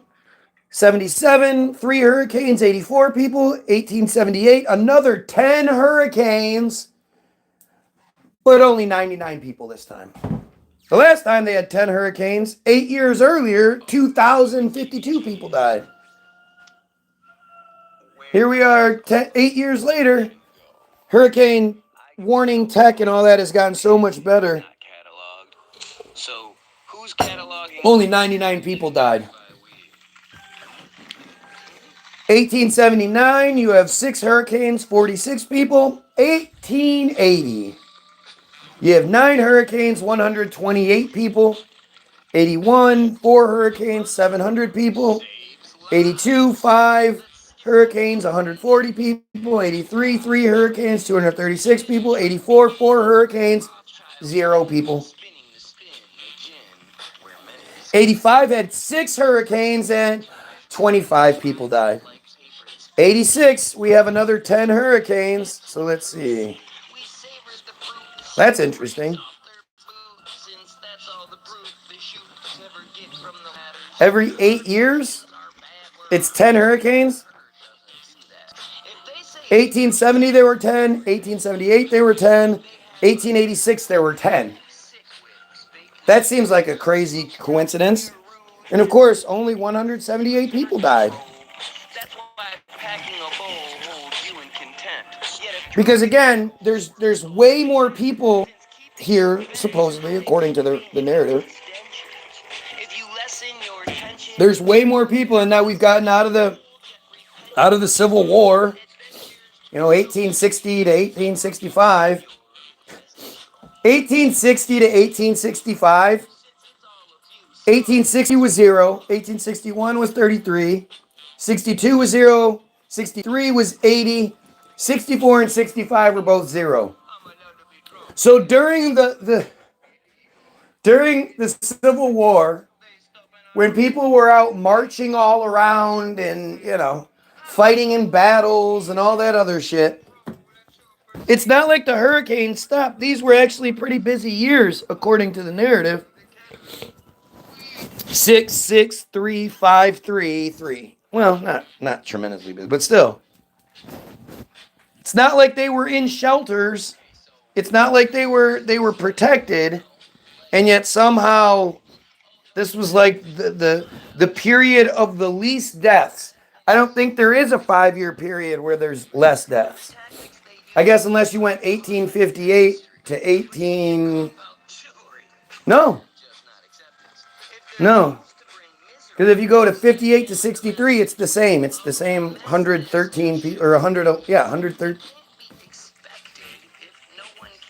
113 people. It's the same 113 people any way you slice it. In a 1, 2, 3, 4, 5, 6, 7, 8. In an 8-year time span, they had 113 people die from hurricanes. There were 12, 19, 25, 30, 39 hurricanes in that period, and 113 people died. 3 people per hurricane. 4 people per hurricane. That's pretty amazing, don't you think? In 1887, let's see. 1887, they had the most hurricanes so far. 11 hurricanes in 1887, with a total of 0 deaths. Totally makes sense. Is this too hard to follow? Is this too hard to follow? Like the pills were made. I mean, it seems really like, again, why are the trolls mad at me talking about hurricanes now? Louisiana was a terrible place back in the 1800s. Before pesticides, that was one of the reasons why the French sold it. Everybody there got sick from mosquitoes. Yeah, that sounds like a nice little story they give, doesn't it? At this point, do you really believe anything you're told about the 1800s? Why? Why would you believe it? 1888, they had 6 hurricanes, 921 people. 1889, they had 6 hurricanes, 40 people. 1890, they had 2 hurricanes and 0 people. 1891, they had 7 hurricanes and 703 people. 92, 5 hurricanes and 0 people. Ooh, 1893 was a bad year. They had 10 hurricanes and exactly 4,500 people were killed. Why do you think I'm allowed to be drunk? Yet that's why to be legal. With all of the junk they stop and are drunk, they blame it on our free will. How did all this control and supersede? Forever smartest people, the pot's calling, the kettle, weed. 1894, 5 hurricanes, 200 people. 95, 2 hurricanes, 56 people. 96, 6 hurricanes, 130 people. Oh, wait. 1, 2, 3, 4, 5, 6. 1, 2, 3, 4, 5, 6, 7. Oh, they broke it. So instead of it being 8 years, it was only 9 years. Then we had 10 storms. So basically, from the time they started keeping track in 51 up until until 1900, they had 10 hurricanes every 8 years, except the last was 7 years. It was 7 years. Do you guys not think this is sort of weird? 94, you had 5 hurricanes, 200 people. 95, 256. 97, 3 hurricanes, 45 people. 98, 5 hurricanes, 562 people. 99, you had 5 hurricanes, 3,433 people. 1900, you had 3 hurricanes and 12,000 people. Epstein didn't kill himself. No, Epstein didn't. That must be the Galveston hurricane that they keep talking about. In 1900, they had 3 hurricanes and 12,000 people die. In 1901, they had 5 hurricanes. In 1902, they had 3 hurricanes, and in both years, 0 people died. Don't you see that something's wrong, or do you just follow along? The same old song, Yuck. easily heard, but the blame is. I'm too stubborn to just dump it out. The person who invented the word dinosaur in the 1800s just so happened to be the first person to discover the dinosaur bone. You think that? I mean, that whole thing is just goofy. So it's actually Napoleon also needed more money. Yeah, Napoleon. Yep, you believe it. You're a good boy. You believe what you're supposed to believe. You're a good boy. Napoleon, yep, he's real. And George Washington and Ben Franklin, they're all real people. Don't you worry. They're telling you the truth. But the whole thing was, so it was, what was it, 1875? Well, I think 1865 is when they first theorized that there were dinosaurs. Like apparently up until 1865, nobody had found dinosaur bones and was like, hey, these are dinosaur bones. They must have been monsters. But yeah, they theorized them, and then 10 years later, the guys that find them, or that were talking, they found them. And dinosaur bones are found when people are looking for dinosaur bones. It's all just, the whole dinosaurs thing is stupid. Just another stupid creation. Stupid distraction. 1903, 7 hurricanes, 245 people. 1904 and 1905, you had 3 hurricanes and 1 hurricane, both 0 people. 1906, you had 6 hurricanes, 327 people. 1907, 0 hurricanes and 0 people dead. They had 0 hurricanes in 1907. That's the first time. 1908 and 1909 both had 6 hurricanes, but 08 had 0 people dead. And 09 had 2,058 people dead. 1910 and 11 both had 3 hurricanes, 101 and 25 people. 1912 and 13 both had 4 hurricanes, 200 people and 135 people. 1914 had 0 hurricanes again. 1915 had 5 hurricanes and 684 people. 1916, we have another big year of 10 hurricanes and 137 people dead. That's the first 10 years since 1893.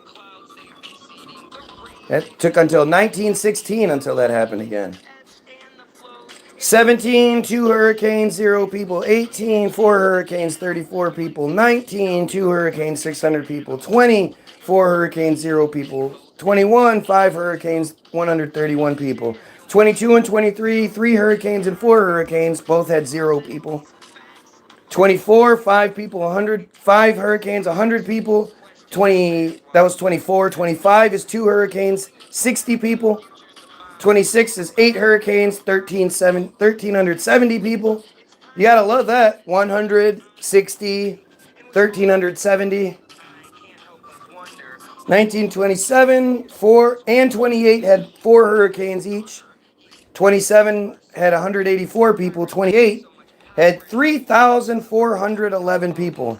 1929, the year of the fucking collapse, The year the depression kicks in, the stock market crashes and all that shit.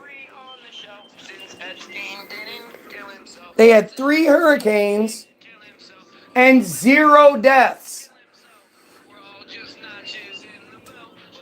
How does this make sense?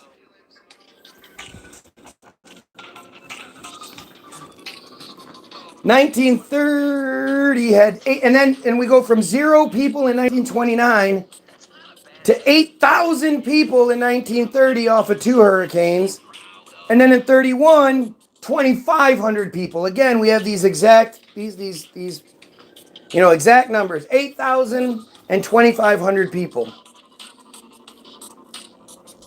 The depression kicks in. They have 3 hurricanes, 0 people. Then the next year is 2 hurricanes, 8,000 people. The next year after that is 2,500 people and 2 hurricanes. 32 has 6 hurricanes, 3,404 deaths. 33, another big 10-year one. Oh, there we go, 3 again, right? It was 16 last time, but it was 3 before that. 33 had 10 hurricanes, but only 531 people. 34 had 6 hurricanes and 3,000 people exactly. 35 had 5 hurricanes and 2,683 people. Holy shit, we get another big stretch here. 36 and 37 had 7 hurricanes and 3 hurricanes, but both had 0 people. 38 had 3 hurricanes, 682 people. 39 had 3 hurricanes, 0 people. 1940 and 41 both had 4 hurricanes and both had 50 people dead. This seems real to you? This seems real to you? 1944 had 7 hurricanes, 1,140 people. Man, that's 1, 2, 3, 4, 5, 6 years in a row with a 0 on the end. 1945 had 5 hurricanes, 26 people. 1946 had 3 hurricanes and 0 people. 1947 had 5 hurricanes and 51 people. 48 had 6 hurricanes and 80 people. 49 had 7 hurricanes, 0 people. 50 had 11 hurricanes. 11 hurricanes? Jesus! 26 people dead. 51 had 8 hurricanes, 259 people. 52 and 53 both had 6 hurricanes. 52 had 600 people. 53 had 0. 54 had 8 hurricanes, 1,199, not 1,200. 55 had 9 hurricanes, 1,210 people. 56 had 4 hurricanes, 61 people. 57, 3 hurricanes, 630 people. 58 and 59 both had 7 hurricanes, 37 people and 0 people. 1960 had 4 hurricanes, 148 people. 61 had 8 hurricanes, 321 people. 1962 had 3 hurricanes, 0 people. 1963 had 7 hurricanes and 8,000 people on the nose. 64 had 6 hurricanes, 255 people. 65 had 4 hurricanes, 76 people.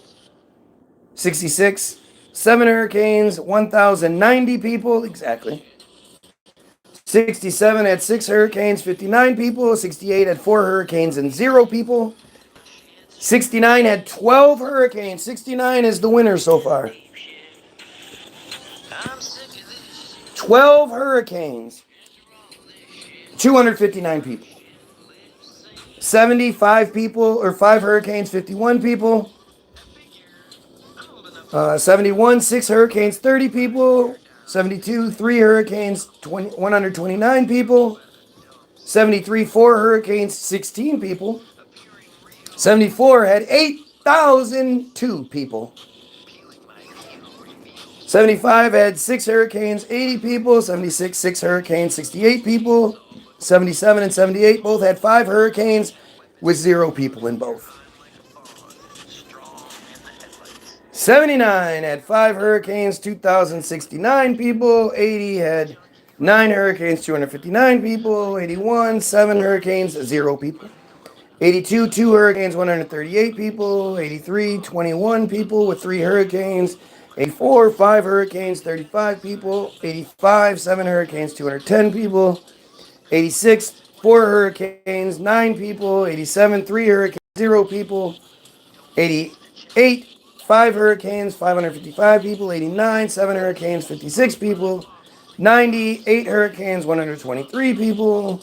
91, 4 hurricanes. 92, 93, all 3 of those years had 4 hurricanes. 0 deaths, 26 deaths, and 267 deaths. 94, 3 hurricanes, 1,175 people. 95, 11 hurricanes, 117 people.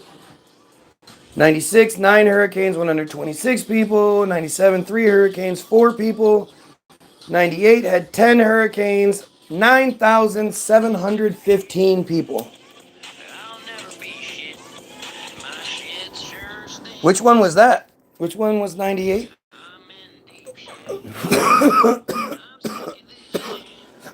99 and 2000 both had 8 hurricanes, 78 people and 30 people. 2001, 9 hurricanes, 92 people. 2002, 4 hurricanes, 23 people. 2003, 7 hurricanes, 50 people.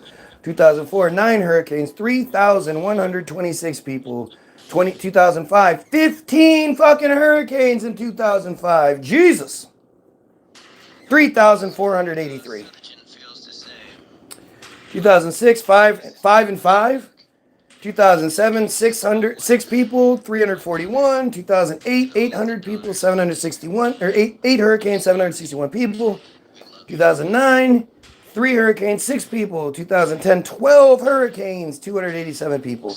2011, 7 hurricanes, 100 people. 2012, 10 hurricanes, 199 people. 2013, 2 hurricanes, 47 people. 2014, 6 hurricanes, 17 people. 2015, 4 hurricanes, 89 people. 16, 7 hurricanes, 748 people. 17, 10 hurricanes, 3,364 people. 18, 8 hurricanes, 173 people. And then that's it. What about the last 7 years, or 6 years? 7 years. 7, 6. I guess you wouldn't have all of them from this year. That's weird. Trying to say hurricanes are phony or something. Yep. I'm saying it's not. Something else is going on. They sure were rounding numbers a lot more back in the day.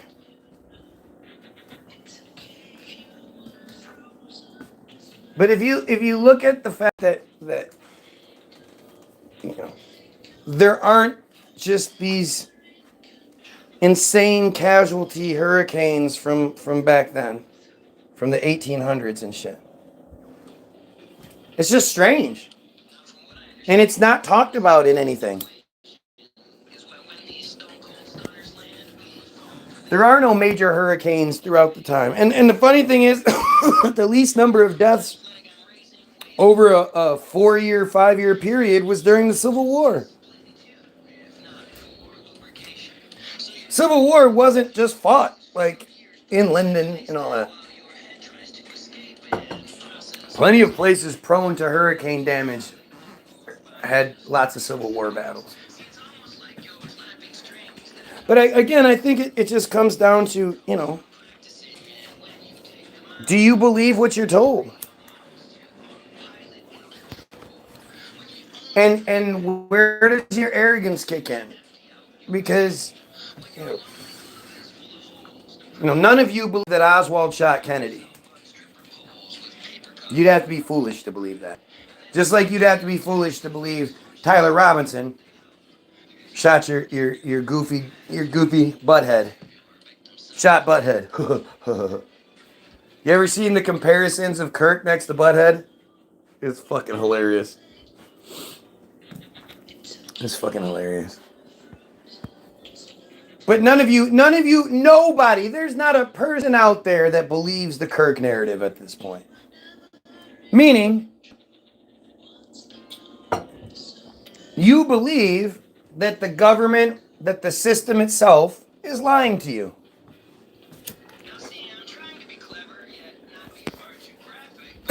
And it's because of your arrogance, right?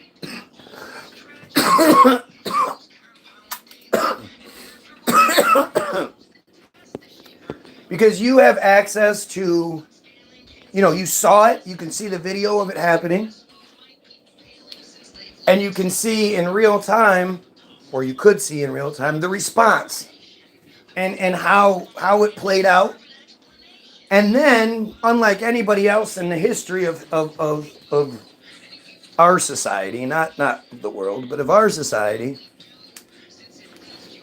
you have the ability to go back and scrutinize it, or watch videos of other people who have done an amazing job pulling that shit apart and pointing shit out.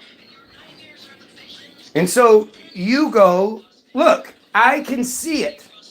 I'm smart enough to put 2 and 2 together. They're lying to me. And yet there are so many things that are outside of your purview where you don't absolutely get to see it. There's not video that gets broken down. You're just told one thing or another.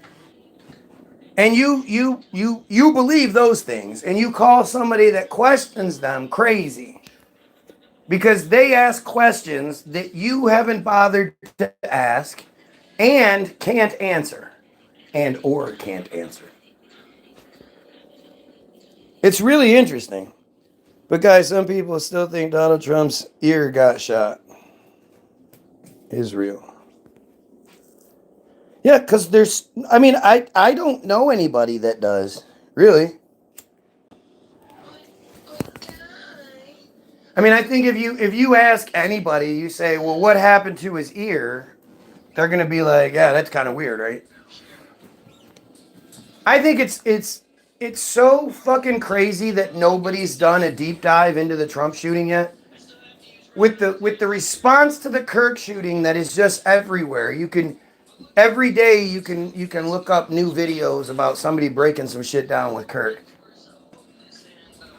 There's nothing even close to that for the Trump shooting.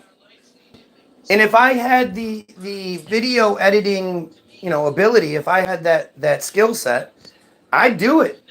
Because you'd make a video, a unique video that would get a shit ton of views. Somebody's just talking nonsense yet again. I've been shot at before, and the last thing you would do is stick your fist up in defiance. Well, you personally. And the last thing you would do also is sit there. All the fucking people that just sat there and kept watching. At least with Kirk, you see everybody run away. With the Trump thing, somehow everybody knew there were no more shots coming. There was only one shooter, and let's just sit here and keep watching. We'll clear out slowly and single file like we're supposed to.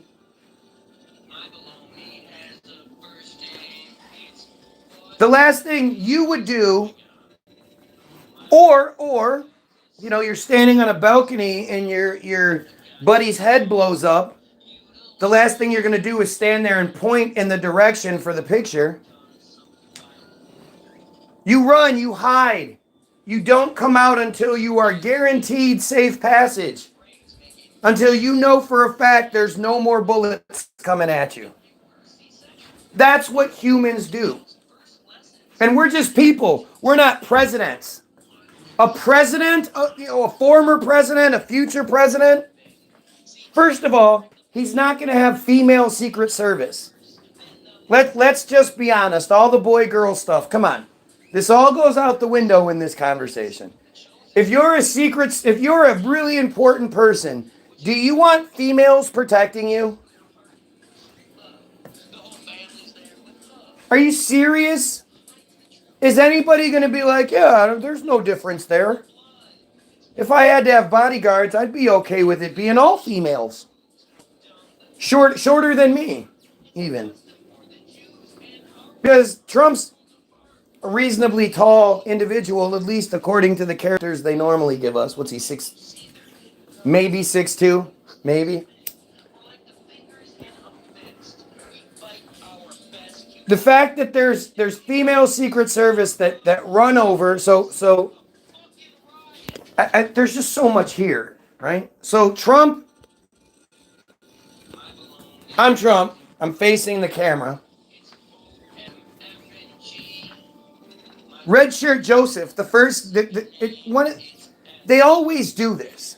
If you guys remember San Bernardino, there was Mason Hat guy that looked like a South Park character. If you guys remember what was that? The Borderline bars? Was it the Borderline? There was a shooting that took place at a bar. You guys remember that one? Right after one of the Trump impeachment bullshits. And it was right after something happened border-wise, and then the bar that was the scene of the shooting was the Borderline bar or something like that. And of course, they interview Mickey Mouse shirt guy, the guy that goes to the bar in the Mickey Mouse shirt, because he doesn't want to get laid. And his story is completely different. He neglects to mention that the guy threw smoke bombs. Like that wouldn't be a fucking big part of the story that you wouldn't just leave out. But they always have somebody that they interview that doesn't get interviewed anymore. Like, they normally tell us something that's different than what the official narrative is. Freemason hat guy, South Park guy, he was all like he was on an earpiece and shit. Like, well, we're getting information that blah, blah, blah, blah. And the San Bernardino shooting is as fake as it gets. I've actually done the deep dives into it. It's as fake as it gets. And one of the problems with talking about these things is when you bring up another one, they're all so fucking fake that you keep going down all these different rabbit holes trying to stay on topic.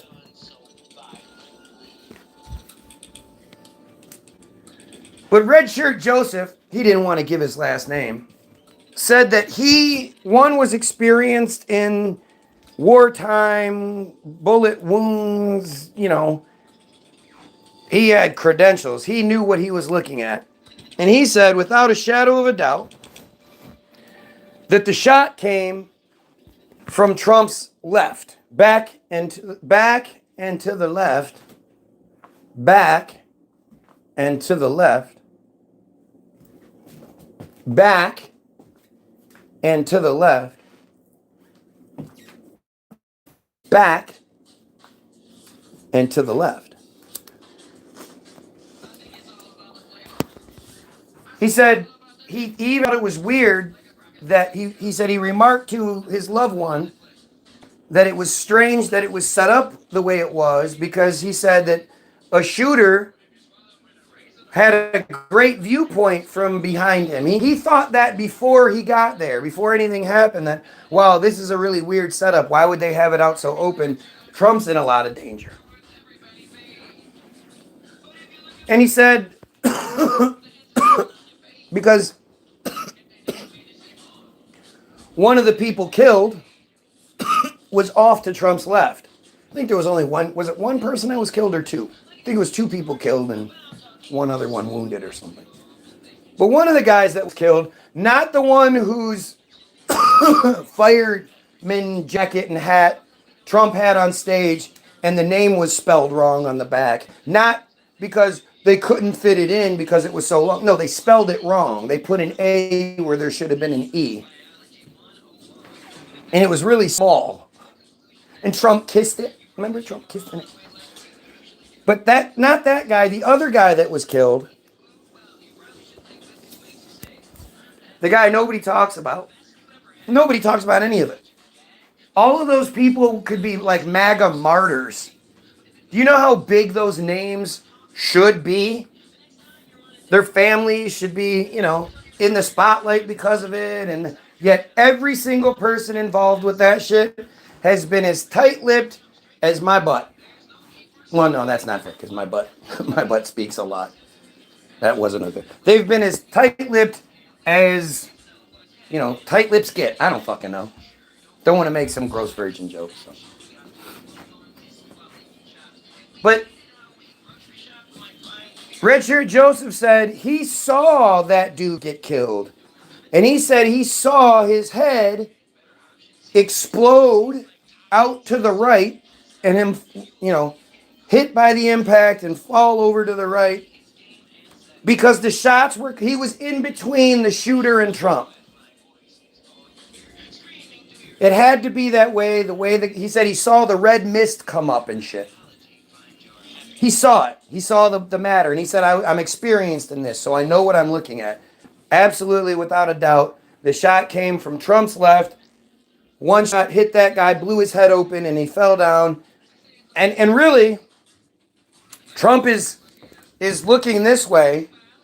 Somebody down to his right says something, and he looks like this. If the shot came from his left, then it would make sense. If the shot came from... They like to say the shooter was at like 1 or 2 o'clock, 1:30. Off to Trump's upper right. So if Trump was looking down like this, the bullet would have had to have gone through his fucking head to hit his ear. It's just not possible, right? It's not. And there's actually footage, supposedly, that shows the shooter. There was somebody back and to the left of Trump, but up high, that was filming. And across the way, you can see the head going, on the roof. You can see this head walking around, disappear behind the awning or whatever.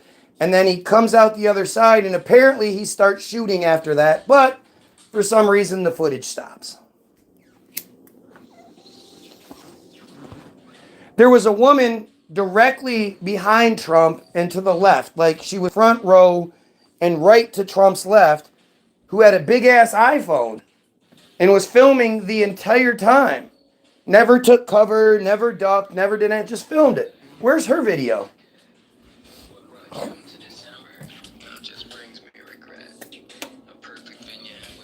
It don't make no sense. So then Trump falls down. The Secret Service jumps on him. That's when the blade job happens, and he nicks his ear real quick. Spreads. And if you look, like, the blood went this way across his face. How would the blood go this way across his face if the bullet was going like that way? Even if he was leaning down, maybe, I guess? I don't know. But within a minute,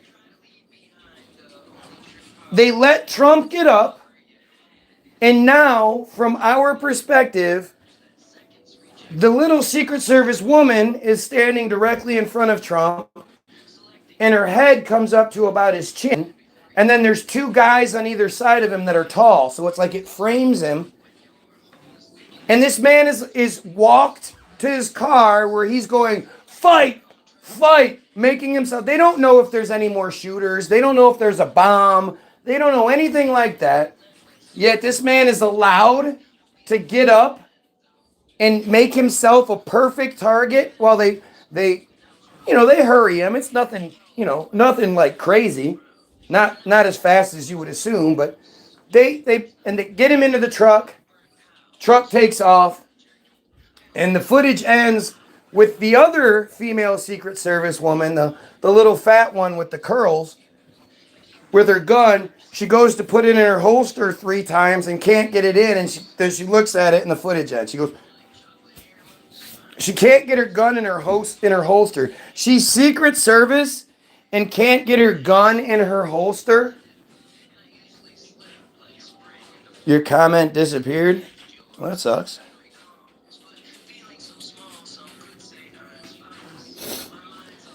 Yeah, you did a good hard. Yep. All these crazy drugs make me talk about what happened. If anybody can tell me what part I've gotten wrong so far, I'd love to hear it. The biggest thing with the Trump shooting that points to something else is the lack of cell phone videos and live feeds. 2024, man. People walk around with 2 cell phones. Lots of people do. Lots of people have 2 cell phones.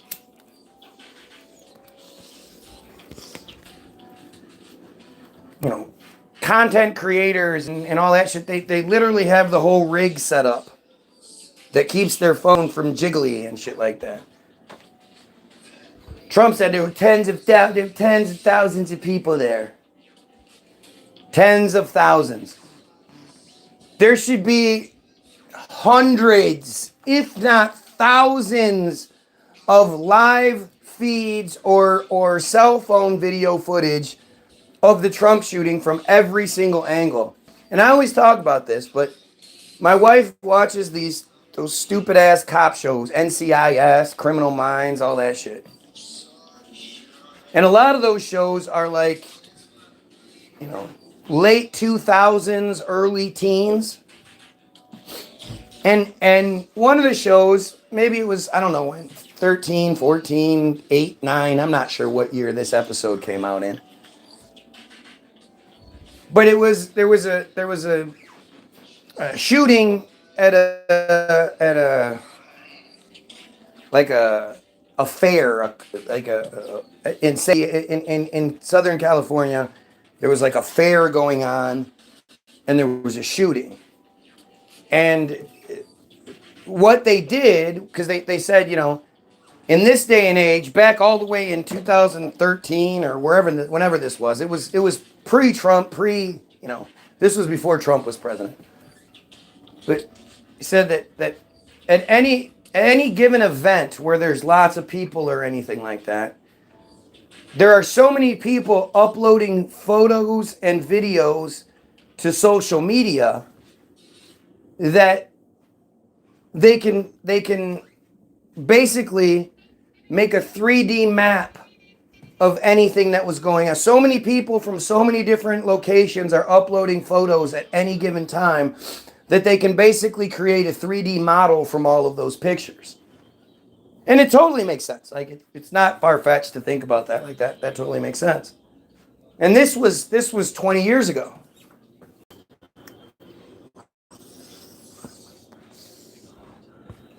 There should absolutely be a video of this. Do you know why Trump turned his head slightly? Because if it was a straight-on shot, he was still looking forward, there would be a video that people would be able to slow down super duper slow motion and see the bullet hit, the mist come up, the little bit of blood that would come out, all of that. And actually, we'll go into that in a minute. But you would be able to see it. There would be video of it. The fact that Trump turned his head like this kept the main video from being uploaded. The funny thing is, I didn't know it happened. One of my buddies sent me a text. Oh shit, that Trump card you have might be worth a little bit more money. Somebody just tried to kill him. And I was like, what the fuck are you talking about? And I jumped online and I thought, you know, I was expecting like, okay, I'm going to have to sift through a bunch of bullshit. And the only thing that came up, this was an hour later, the only thing that came up was the official footage.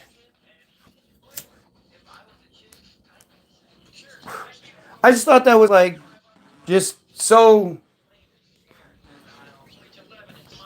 nasty, or so, sorry, I read that comment. Yeah, dirty fingers because I stuck it in the bowl you saw me smoking. Never mind that, though.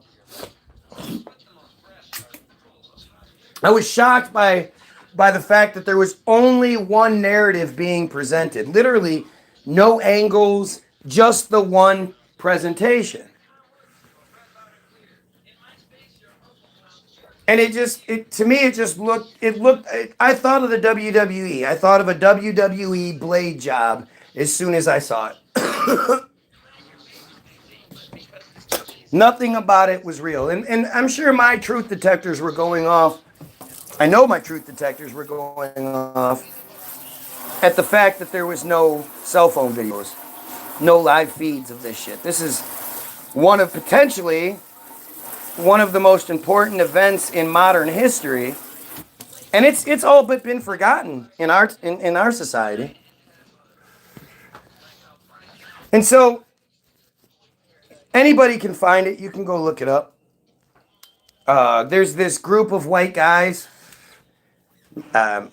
ex-military. They have a pretty prominent channel, and they like to shoot stuff.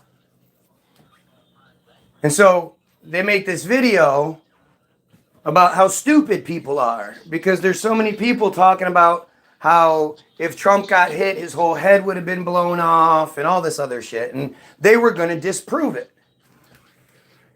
You know, big, muscly, you know, dickhead, jock, military type guys. Three of them at least. And so what they did was they got one of those fake jelly cadaver things that act just like a normal body would, apparently. Made of the jelly. Doesn't have the blood in it, but made of jelly and shit. And it was actually Trump-faced. It actually looked like Trump.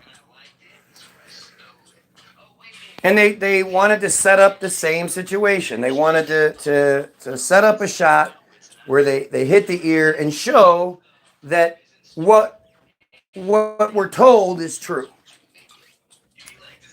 The first shot hits the bottom of Trump's ear. Right? Seriously, bro, I've never had a comment removed before in a live stream ever until this. Interesting.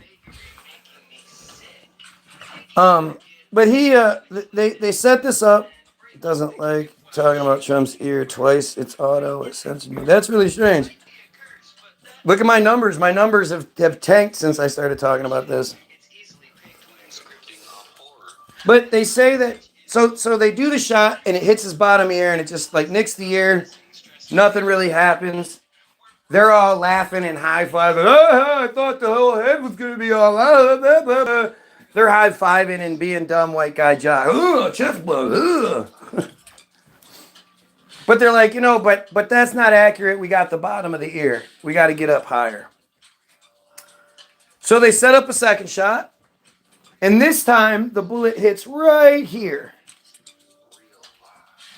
And in super slow motion, you can see the bullet hits, the whole face ripples because the impact is so tremendous.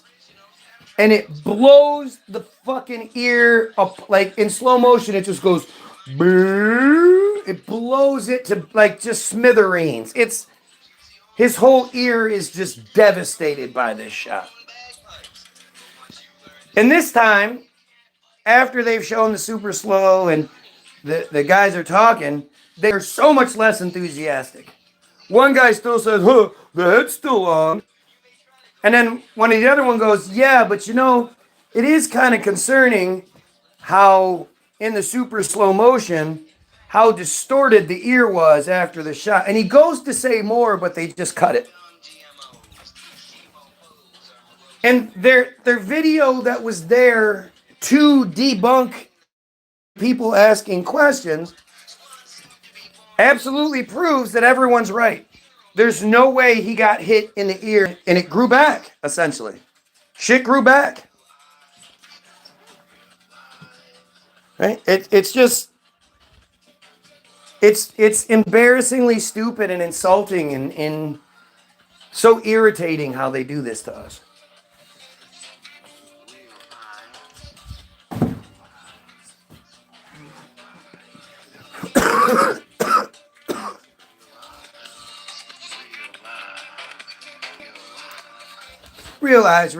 Realize. I mean, there's literally nothing about it that makes any sense. And it's the fact it's been disappeared and nobody talks about it and his ear grew back. Oh, and then there's the Republican National Convention where he's gotten his he's accepted the role and he walks out on stage like, yeah, what's going on, everybody? What's up? Something, you guys notice something about me? And he says, okay, I'm going to tell you guys about what happened. And it's the only time I'm ever going to tell this story. I'll never tell this story again. And he proceeds to tell a story that didn't happen. But the thing with Trump is because Trump is such a fucking moron, he is a moron from Azerbaijan.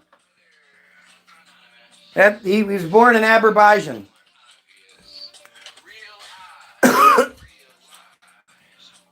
Right next to Albania. But they know that if given the opportunity to tell the story again, he's going to get it wrong. They know he can't be trusted to tell the story multiple times the same way, getting the same details right each time. They already know that. So they nicked it. They 86'd it before it could even happen. The fact that he said that and nobody's bothered to challenge him yet. Nobody's been like, yeah, I know you said that, but Mr. Trump, it's the anniversary of the shooting. It's whatever. Can you tell us how you feel, and can you recall the events of that day? Not a fucking reporter has said that to him. Not one journalist has said that to him. Because that's real, right? That's how this shit works, right? Azerbaijan. Look, everyone could just fuck themselves. I don't even know. I'm so sick of this insanity that's thrust upon us, and that we're just supposed to fucking swallow that shit like it tastes good. It's so obvious. It's all bullshit. It's all wrong. It's all manipulation. And yet, you know, you're the bad guy for pointing it out. You're the bad guy for asking questions, just like me and my family. Just like me losing my inheritance. Losing double inheritance because I would have gotten my mom's too. Because all I did was ask a question. You know? Yeah, I didn't fit the mold, and yeah, I smoke pot, and you know, there are certain things that aren't, you know, desirable by their standards, but I never did anything to hurt anybody or, you know, fought anybody or stole from anybody. I never did anything like that. Of all the grandchildren, I was the one that actually went and hung out with my grandma all the time.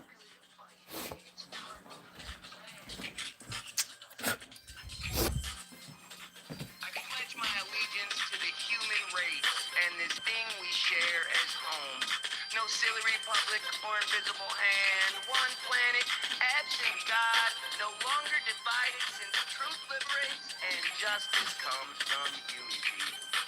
I pledge no allegiance to silly flags, that's the oldest trick in the book, a democratic illusion on stolen land, one vision conceived by choice, fail and enforced by who can't question. Since Facebook likes to censor us, since free speech can be so costly, since the goy belong on the back of the bus, I choose what I say awfully carefully, since the law sees that Jews remain unequal. And I think it's appalling, since aren't we all just people? But when it comes to them, the sheep will look the other way.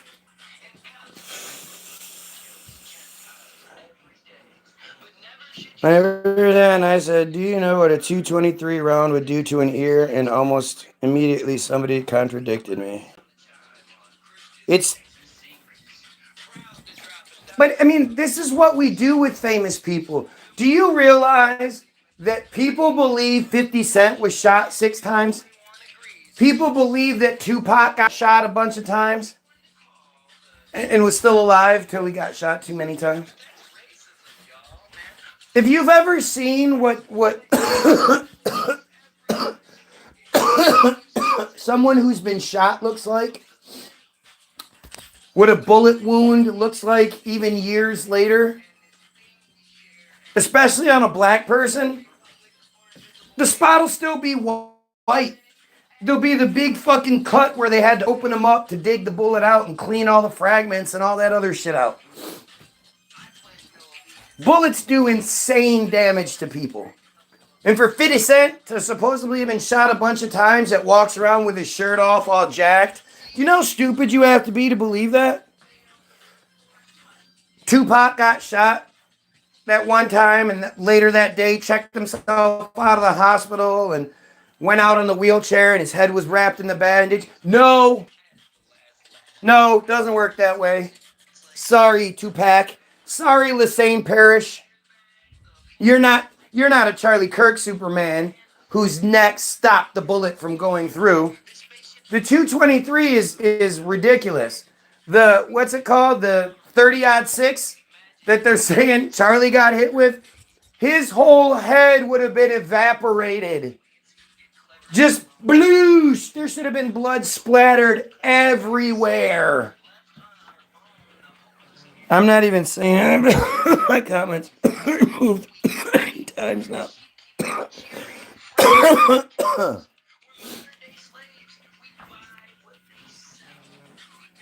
Well, all that shows you is that it's not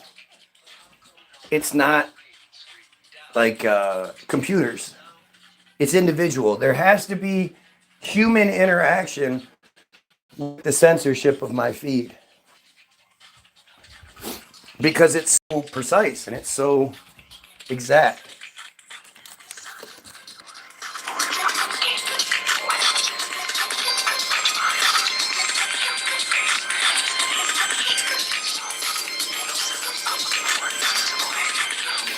On headphones or with a real speaker, so much better. You get all that bass.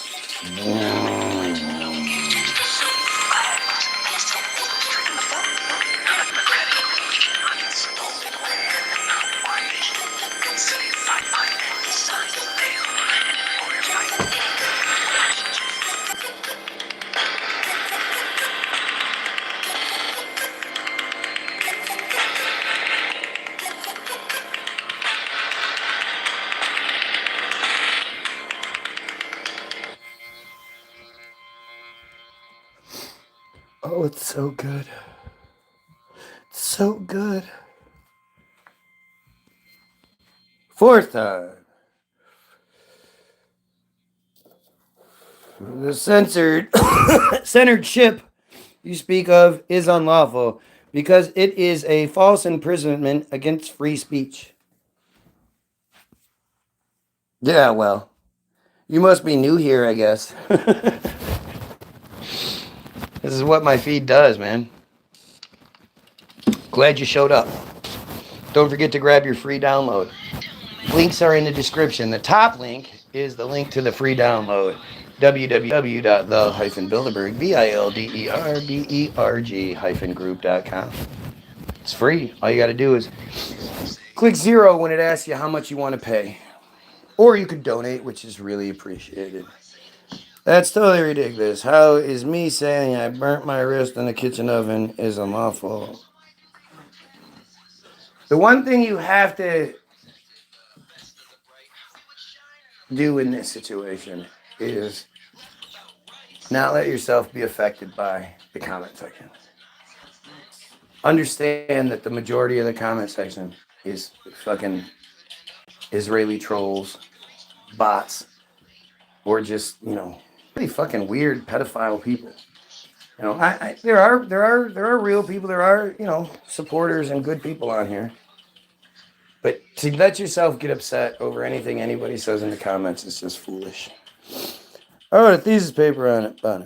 This is your society on micro-pharmaceuticals which violate all contracts. If there's a work environment contract of a drug-free policy, censorship is unlawful. Really, at the end of the day, I couldn't care less whether it's unlawful or not because it happens.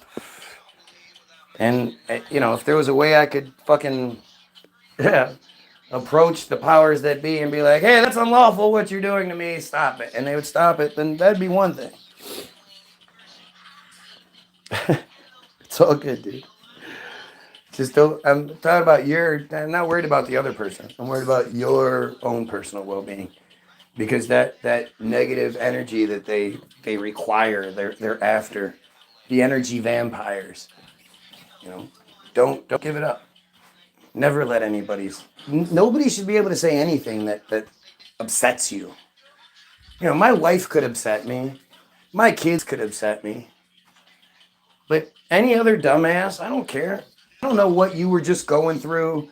I don't know if, you pulled out your dick and the girl started laughing the night before. I don't know what kind of, shit you got going on in your world. I don't know what your background is. I don't know how stupid you are.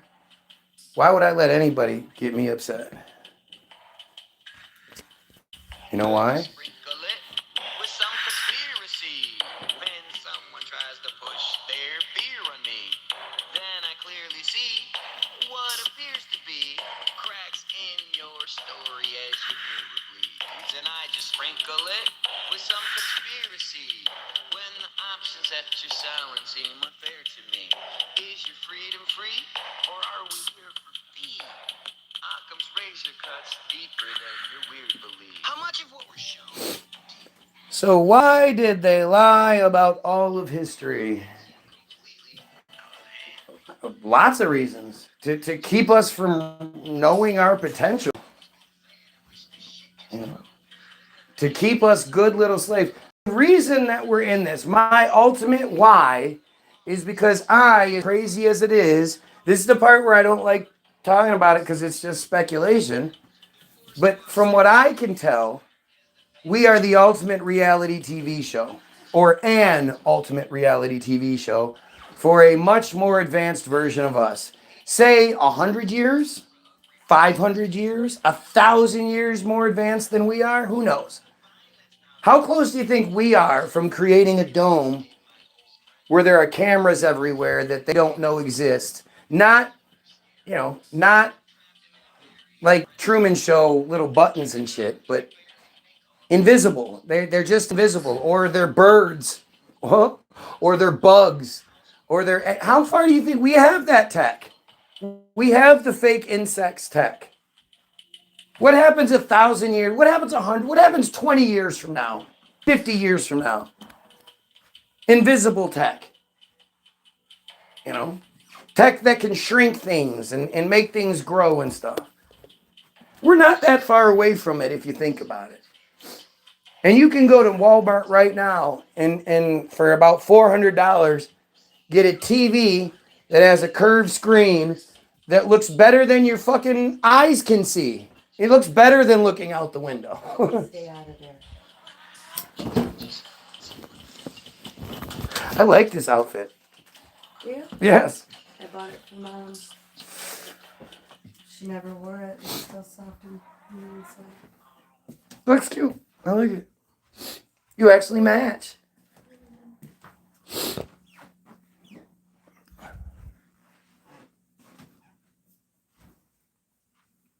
This synthetic music, blah, blah, blah, blah. Yeah, synthetic music. If it was something anybody could do, everyone would. Not everybody has the ability to get a band going.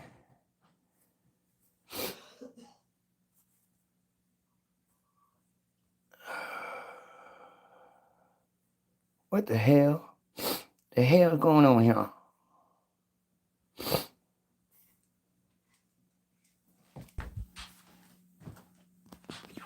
What was I talking about? What was I talking about? You distracted me with your outfit.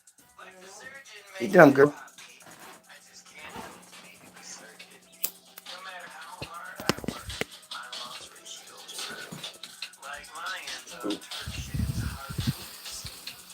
Oh yeah, why did they lie about here? The world we live in has clearly been reset at least once, but maybe multiple times. And nobody really seems to attempt to answer the why. And to me, the TV show thing completes it, makes it work. It pulls it all together. And the TV show theory, out of all the theories we're given, the TV show is the only one that makes sense and addresses everything instead of ignoring a lot of it. Like, you have to ignore a lot of this to believe in that. You have to ignore a lot of science to believe in religion. You have to ignore religion to believe in science. Like, you know, it accounts for all of it. It accounts for why things are the way they are. And to me, and it's not even to me, the truth is that you're right, quantum tech already exists. So what if the Fibonacci sequence is the base code that the computer, the organic 3D printing computer type, 50 years, 100 years from now, 3D printer computer environment simulator that we live in, plugs in the Fibonacci sequence, and that's where everything comes from? What if that's the thing? And what if it's every time we get to the point where we clearly were in the, I don't know when the last reset is. I don't know if it's 1850, 1750, who knows, somewhere around there. Between 1750 and 1850, probably. Maybe later, I don't know. The 1880s are a big deal. But we were the people that were capable of building, the cathedrals that exist in every fucking major city. The tunnel network that's under everything. The Palace of Versailles. All of the royal palaces and all that. Basically all of fucking the UK. All of it. We can't build that shit. All of the parliament and the whole Queen's, all of it. Just it's not just one building like so much is. It's an entire town. It's an entire, there's just so much. We can't do that. And of course, there's tunnel systems under all of it, and there's, and all of it goes way deeper than people think, and blah, blah, blah, blah, blah. We can't do that. And we clearly got to this point where we were unified, because you can't have a society like that where those buildings are everywhere. That's what the world wars were. World wars, the World War I, those were destruction campaigns, along with all the great fires that every single large American city supposedly experienced. Fires that destroyed marble skyscrapers and buildings and shit somehow. Fires did that. And then we somehow rebuilt it all within like 20 years. And just once you start getting into the Tartaria stuff and you really start looking at it honestly, our history is just fucking bullshit. And what we were capable of doing, all over the Middle East, fucking, mansions carved into fucking, not just mansions, like insane giant structures carved into mountains and statues carved into mountains and just so much shit. Canal systems and just all this bullshit that they tell us 1800s us were capable of. No.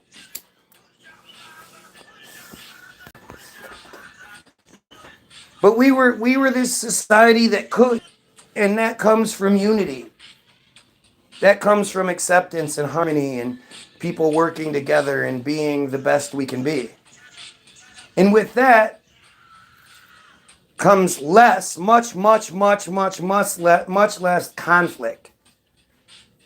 And since conflict is the backbone of entertainment, there's nothing that any of us watch on TV that doesn't have conflict, that doesn't exist in a world of conflict.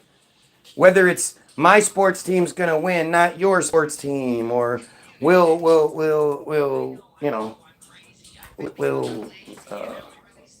Mariska, will Mariska solve the crime? Or will the round peg fit in the square hole on Sesame Street? It's all conflict. Every form of entertainment is conflict based. Are you going to survive if you jump out of the thing? You could die if your chute doesn't open. Conflict. Nobody watches anything on TV that isn't conflict based.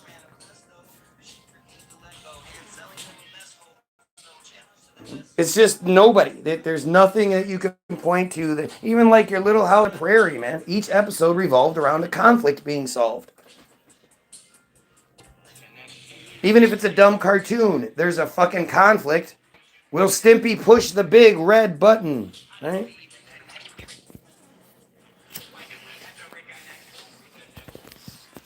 And so every time we get to that point where we are a unified Goyim force capable of creating the star forts. Who the fuck built star forts?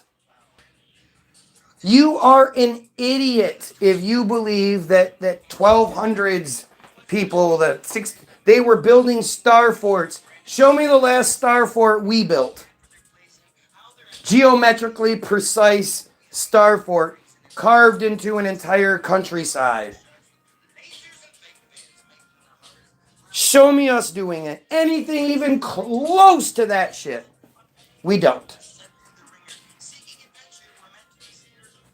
And so every time we get to that point where we become boring, we live in harmony. Sure, there are stars. The chosen choose the chosen. That's how they're the chosen. And then they choose who we are entertained by. They were chosen to be the leaders. They're the chosen for the watchers. And there are you can watch the Earth and then switch from, star famous people to regular dumbasses like me. You want to watch somebody perpetually who has everything that should, lead to the fame and fortune, but perpetually struggles and has shit go wrong? Here you go. I'll be that character.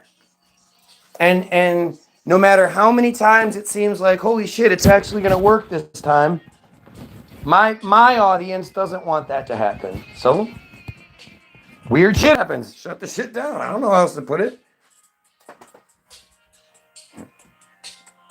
We don't know. You have no idea. What you don't understand and what you won't let yourself understand is that theory is way more plausible than any religious bullshit even comes close. It's just an advanced version of us. How far do you think we are from that exact thing? How many years? 100 years? Bob Ross would beg to differ. About what? What's up, Algo?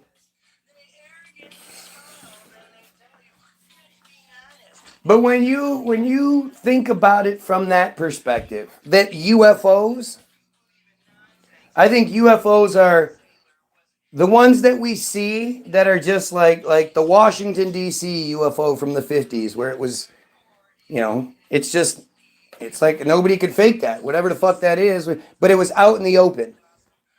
When you have, out in the open shit like that, that's the director. That's the president of outside. That's whatever it is, high-ranking diplomat of some sort who comes in and doesn't give a fuck if the monkeys down below see him. Has a scheduled meeting with Trump or who knows. I think a lot of those UFOs we see are stars on the outside who want to meet stars on the inside. So they come in and they meet them. The second one is maintenance crew. The people fixing the dome, fixing the piping down below in the water and shit. The third thing are the scientists, the farmers. The thing about having something like this is that you have a farm. You can test out your drugs. You can literally farm people all you want. If there's if there's any sort of leadership like we have today, then we know that they are very much fond of dead bodies, or of making dead bodies, of killing people, of you know 680,000 people every year go missing. 500 some thousand are returned or some shit, leaving a large portion that still stays missing every year here in the United States.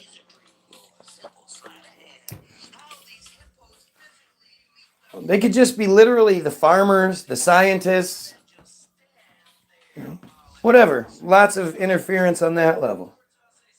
And then every once in a while, you get some rich kid or some resistance group that somehow makes their way in and does something like, I don't know, the times when you hear about the Air Force jets chasing one down. Maybe that's a resistance group trying to get in.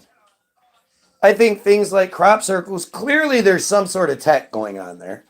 I don't know what, but if that's something that they do to make the show better, throw some fucking crop circles out and have people talking about. We haven't heard about crop circles in a long time, though. I haven't heard about a crop circle in days and days. There was one star forts in the middle of nowhere in the U.S. that had over 16 million bricks. He's talking about Fort Frederick, I believe, which is like, it's literally one of the craziest stories you'll read.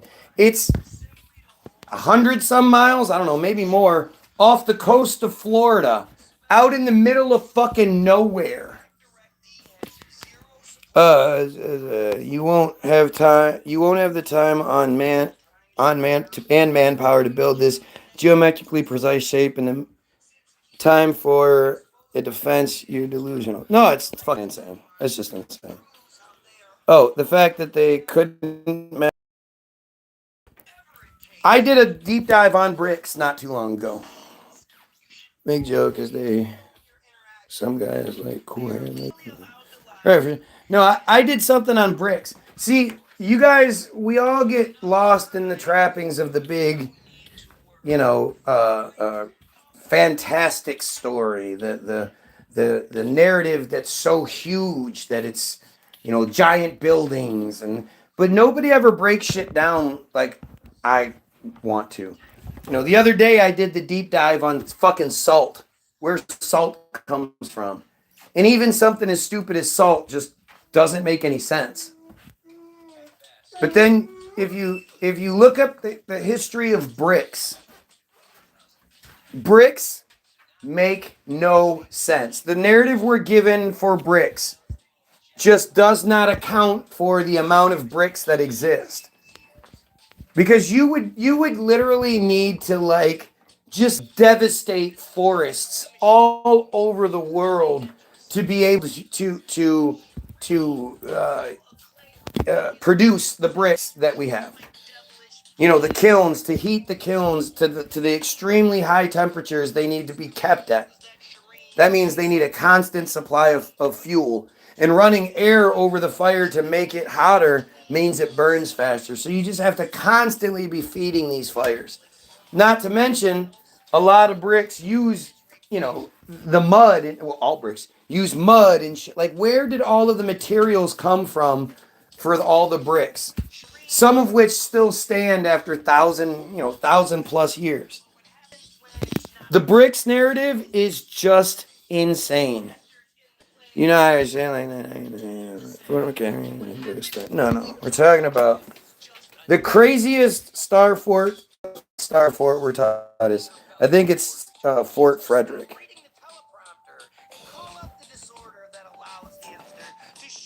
No, okay, so let's go star fort Florida.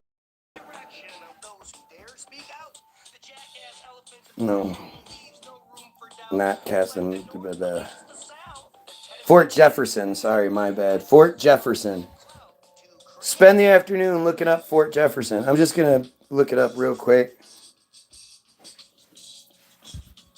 So, oh shit. Fort Jefferson is a former U.S. military coastal fortress in the Tortugas National Park of Florida. It is the largest brick masonry structure in the Americas, covering 16 acres and constructed of over 16 million bricks. Among United States forts, only Fort Monroe in Virginia and Fort Adams in Rhode Island are larger. The fort is located on Garden Key in the lower Florida Keys with the Dry Tortugas, 68 miles west of the island of Key West. The Dry Tortugas are part of Monroe County. So, I wish I could... So what happens when you get deported and they cover up your death? Oh, fuck. Okay, so this is the island, right? Murdered the 11th of May. But what happens when it's not your friend? It's you who's put away. The actors in the play read what they're told say. But what happens when we don't pretend? It's just another day. After the IDF murdered Shireen Abu Akleh in broad daylight with no threat anywhere near. Okay, so there's Florida. That's how far away it is from Florida. That's how far away it is from Key West. There's an island, and then there's nothing in between that island and this one. These two little islands. In the middle of absolute like Hurricane Central. Hurricane fucking Alley. 68 miles west. I mean, Key West is from the mainland. Now you're talking 68 miles west of that shit? This still says in the Gulf of Mexico. There you go again. That gives you a better picture.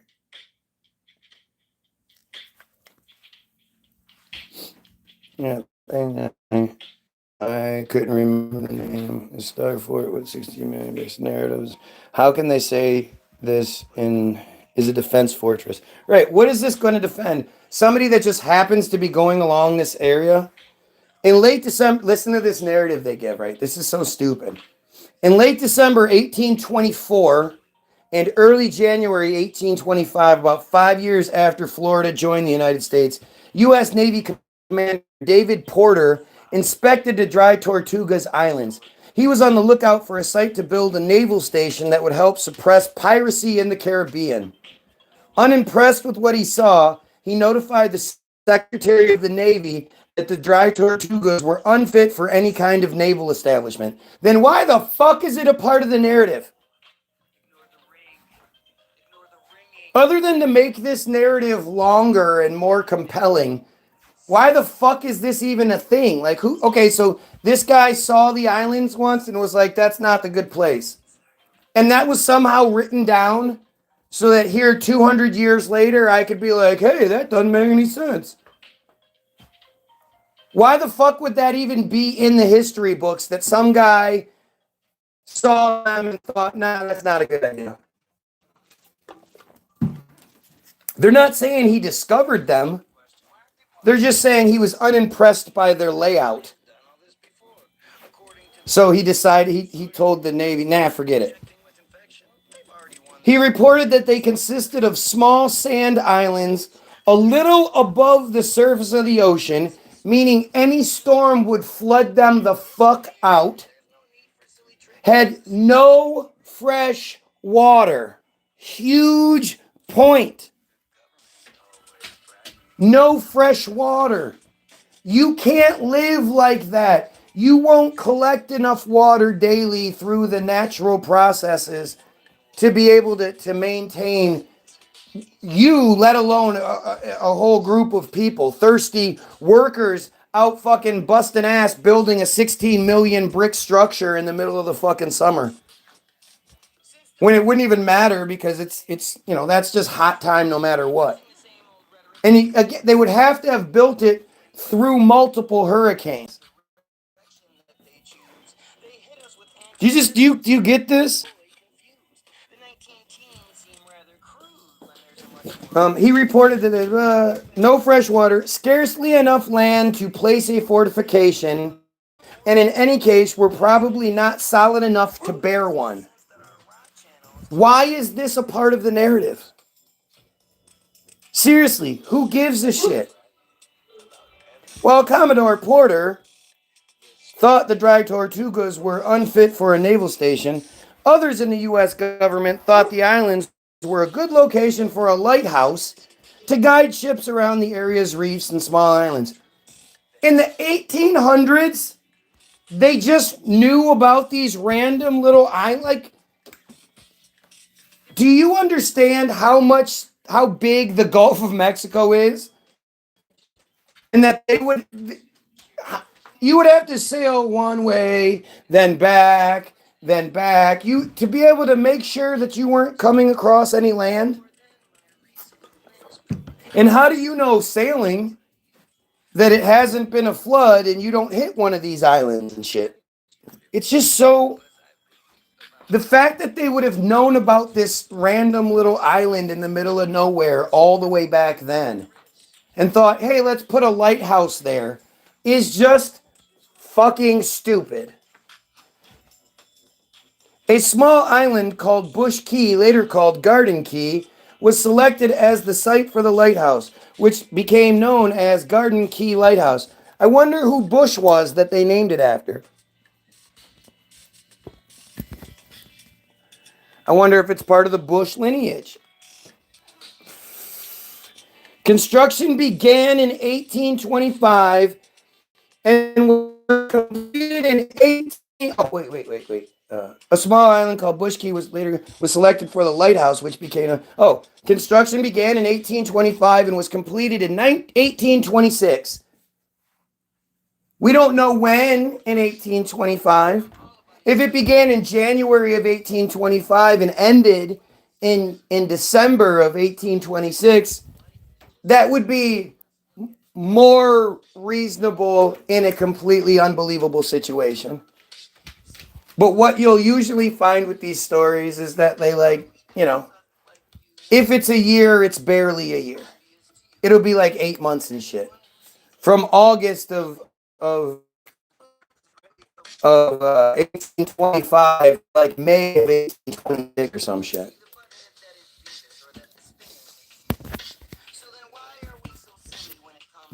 Hey, chat. Did read the Modern Science article about the red bricks can store energy like a battery. These star forts had a much bigger purpose. Absolutely. Red bricks store electricity like a battery. I mean, absolutely. They're geometrically precise all over the world. All these people who didn't know each other built the same fucking shit and knew how to build it and built it. But there's no purpose. All the buildings are all the same. That's what I mean. We're just being lied to. And we're being lied to, I hate to say it, at the end of the day, to keep us alive, I think. To keep our existence going. Because if we get to that utopia point, they'll just reset things. Maybe that's why people believed that the next reset was coming around this time.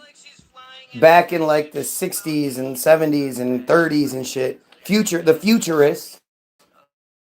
Because they knew we were going to get to that point and we would be wiped out. But because they knew it too, that's why they've done what they've done to make things so bad, to make us so divided and so stupid, believing in a Jesus and stupid shit like that they keep us, they keep themselves protected, they keep all of us protected in a weird way. I hate thinking that way. I would be so for it if it didn't include the child rape. Like, if you got to do what you got to do to keep everyone alive, and yeah, it's fucked up, yeah, there's war, yeah, there's this, I get that. But it's that child rape part that I just can't get behind. It's too much.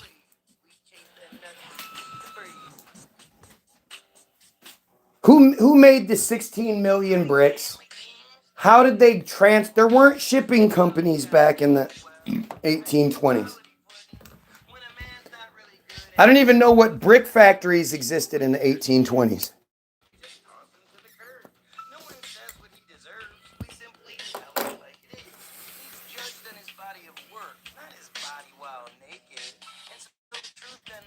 Let's see here.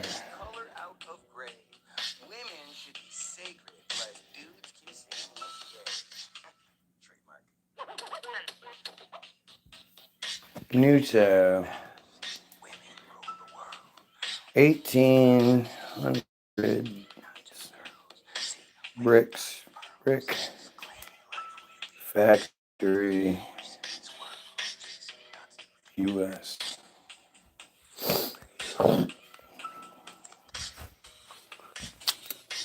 The 19th century brick factories in the U.S. transitioned from hand molding to using steam-powered machinery, with many factories located near clay deposits or water sources like the Congaree River. Key developments included the invention of brick-making machines and more efficient kilns like the Holman kiln, leading to larger scale production and higher quality bricks for construction. Notable examples include Ginyard Brickworks in South Carolina and the Malley Brickyard in New York. Early 1800s primarily relied on hand molding, but this gradually changed as machines became more common. A company called Van Valen. So, somebody handmade 16 million bricks. What the fuck? Where's my fucking page? Oh, I know. That just makes sense to you, right? I'm almost done here. I can't believe I'm still doing this. I just wanted to talk about this part. The 65-foot lighthouse was constructed of brick with a whitewashed exterior. Wow, that's beautiful. Science said so. Yeah, there's no question. Hey, what'd you do, bitch? Don't take my last one. You did take it. It's gone. What? That was believable. You sounded like me.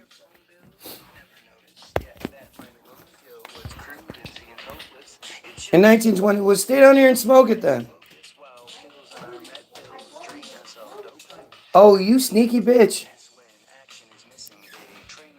In 1929, while under recommendations from Commodore John Rogers, the survey ship Florida, the ship was named Florida.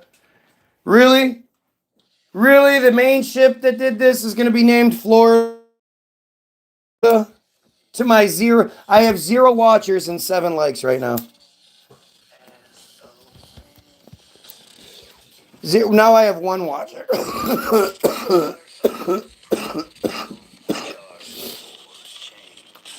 Florida stopped at the Dry Tortugas to evaluate the anchorage. Contrary to Commodore Porter's experience, Josiah Tatnall III was delighted with what he found. Just 4 years later, this new guy is like, hey, what was he talking about? It's completely different. The Dry Tortugas, he reported, consisted of 11 small keys and surrounding reefs and banks, over which the sea broke. There was an outer and inner harbor. The former afforded a safe anchorage during all seasons and was large enough to let a number of ships ride at anchor. Of more importance, the inner harbor combined a sufficient depth of water for ships of the line with a narrow entrance of not more than 120 yards. Tatnall noted that if a hostile power should occupy the Dry Tortugas, United States shipping in the Gulf would be in deadly peril. Oh, yeah? And nothing but absolute naval superiority could prevail. However, if occupied and fortified by the U.S., the Dry Tortugas would constitute the advanced post for a defense of the Gulf Coast. Robert E. Lee, then a captain in the U.S. Army, shared this opinion. Don't you think, like, the further you go in history, the bigger it should fan out, like more and more people should be involved? You shouldn't come across the same characters and multiple narratives. Yet instead it's the opposite. The further you go back in history, it's like a sieve. And instead of you coming across all these, you end up, oh yeah, that guy, he's an inventor, a barber, a fucking veterinarian, a cook, an architect, a painter, a sculptor. He cuts hair. Oh, I already said barber. He's a carny too. He's a carny. But that's just on the off season. He's an inventor. He invents things in his spare time, you know. Those guys used to be like that. All those people that didn't have access to information. Think about, like... Well, and they did all that while traveling the world, because, you know, it was easy to travel back then. And, you know, eating. Because, you know, when I asked Grandma, she said her dad was born in 1899. I said, oh, really? Did he ever go to a World's Fair? She said, hell no. It was everything just to keep alive, to keep your family fed back then. Right. All these people had to survive. There weren't grocery stores. They weren't just going to the store whenever they were hungry or going to McDonald's. Hey, why don't you step off? And then when I get back, I would absolutely love it that you offered to take me to breakfast. I didn't. You did. Bakes sound fantastic. No, I'm good. You should have just went with me. I was right there. I didn't think about it till now. Oh, I got shit to do. Kiss my ass. Judge Richard Thomas Blake. Construction of Fort Jefferson, named after the third president Thomas Jefferson, began in Garden Key in December of 46 under the supervision of Second Lieutenant Horatio Wright, after plans drawn up by Lieutenant Montgomery C. Meigs were approved in November. Approved the plans in November, and December we got it going. Meigs' plans were based on a design by Joseph Totten. Oh, we got beep, beep, beep, beep, beep. Chief of Engineers Totten eventually visited the fort in 1855, accompanied I don't give a fuck.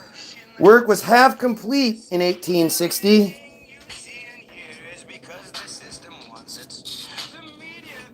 Garden Key, December 46. Wow, they're actually saying this one took a long time to build. This was it in 1940.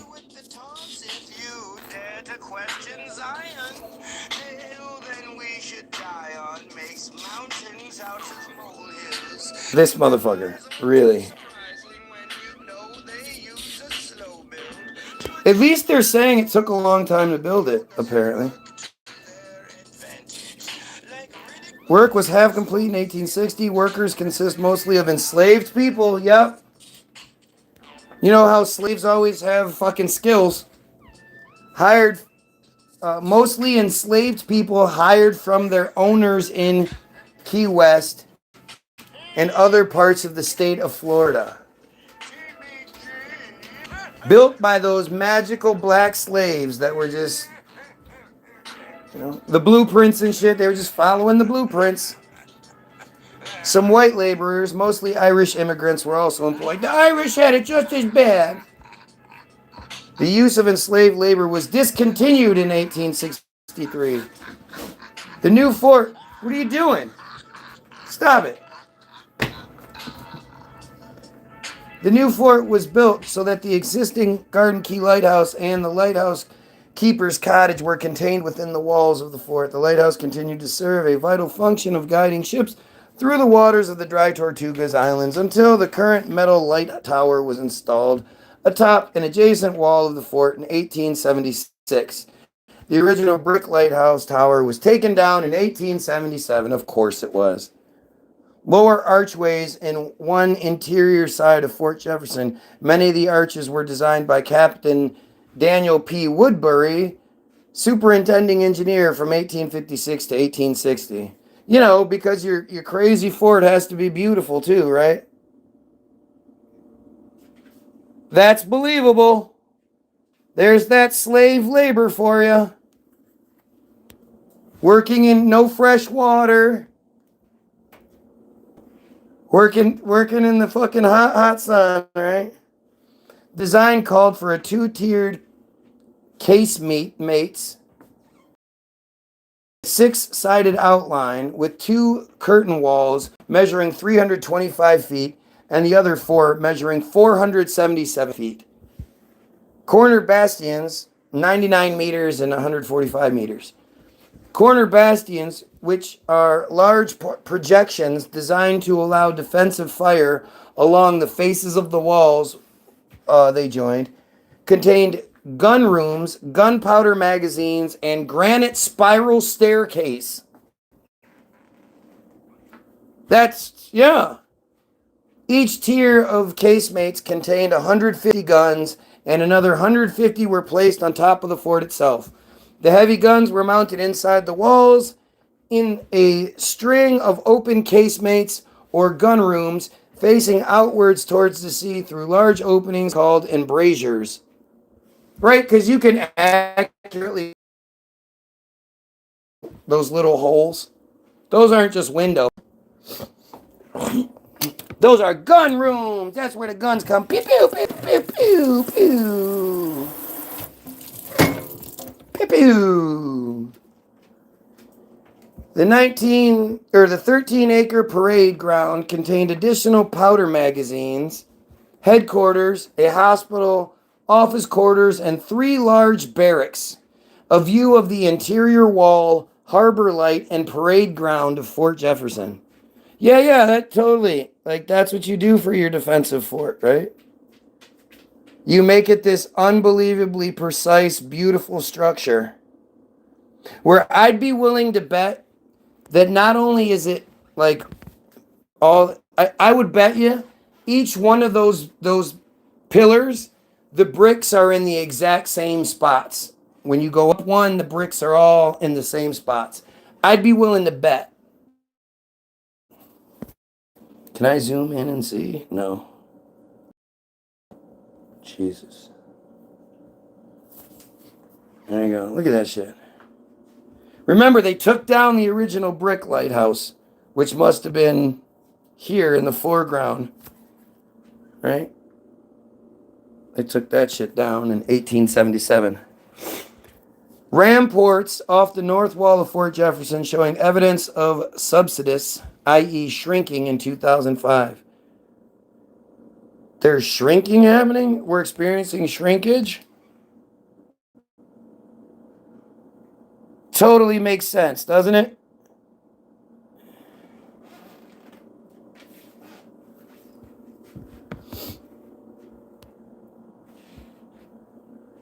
This is the courtyard showing the expanse. That's how big it is. And for all we know, this is just the base of the structure. There probably was something much, much bigger there. The Army employed civilian carpenters, masons, general laborers, and Key West slaves to help construct the fort. By August 1855, 233 white contract laborers were employed, though the slaves were the backbone of the labor gang. So 233 white slaves. Gotta love it. They're always throwing their funny numbers in there. 233 white slaves, or white laborers, though the black slaves were the backbone of the labor gang, according to Albert Munsey. So the white dudes didn't do shit. They just told them what to do. They were probably keeping them, standing there threatening, holding muskets and shit. Bricks were provided by the Pensacola firm of Railford and Abercrombie. In 1859, the scientist Joseph Bassett Holder assumed responsibility as the fort's physician. A scientist took the job as a physician in order to support such a large population. Oh, here we go. That's a big thing here. We're gonna put his sculpting class on hold. Listen to how they explain this. Thank you. Such a large population and in an area lacking fresh water, an innovative system of cisterns was built into the walls of the fort. You have some rolling to do? Sand-filled columns were placed at regular intervals in the inner walls, spanning their height from the roof to the foundations. The columns were intended to filter rainwater from the rooftop for long-term storage in a series of underground chambers. However, the rainwater dissolved salts in the sand or the cisterns had not been made tight, making the water unfit for drinking, but usable for washing and cooking. Only the rainwater runoff stored under the parade ground was fresh for drinking. Two steam condensers distilled 7,000 gallons of seawater per day during the Civil War. The fort enjoyed much better water than we have had heretofore, which was stored in the parade ground cisterns. This makes sense to you, doesn't it? Fuck yeah, they just designed this shit, no problem.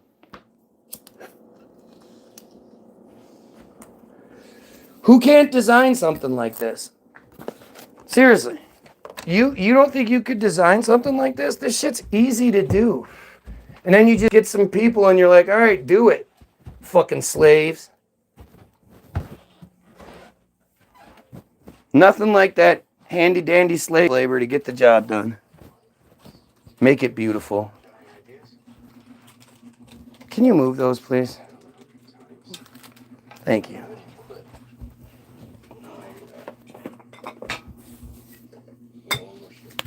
I'll be done in a second. You know what? I'm done. I can't keep going. Yeah, I can't keep going. I'm spent. Besides, I have 0 watchers, apparently. Nobody gives a shit, so what do I keep going for? Have yourself a great fucking day. Wow. Go get your free download. Go check out all the receipts in the description, all the different links I have, which are, the proof. You want proof? There's proof. That's true about the Anunnaki. There's nothing true about the Anunnaki. You know who told you about the Anunnaki? Dr. Zachariah Sitchin, a Freemason friar who never told anyone how he figured it all out. He just did. And then it was just accepted because of who he is. Let's just be real about the Anunnaki and all of that fucking nonsense. The whole Nibiru thing is just nonsense. It's so silly that people still fall for that shit. Anyway, have yourself a great day. Go check out all the links. Go watch Hollywoodism. Definitely go read the Israel Hayom article, Bottom of Darkness. Even though it's going to kick you out a bunch of times, just fucking read it. Have yourself a wonderful day. And most importantly, pedophiles, kill yourself.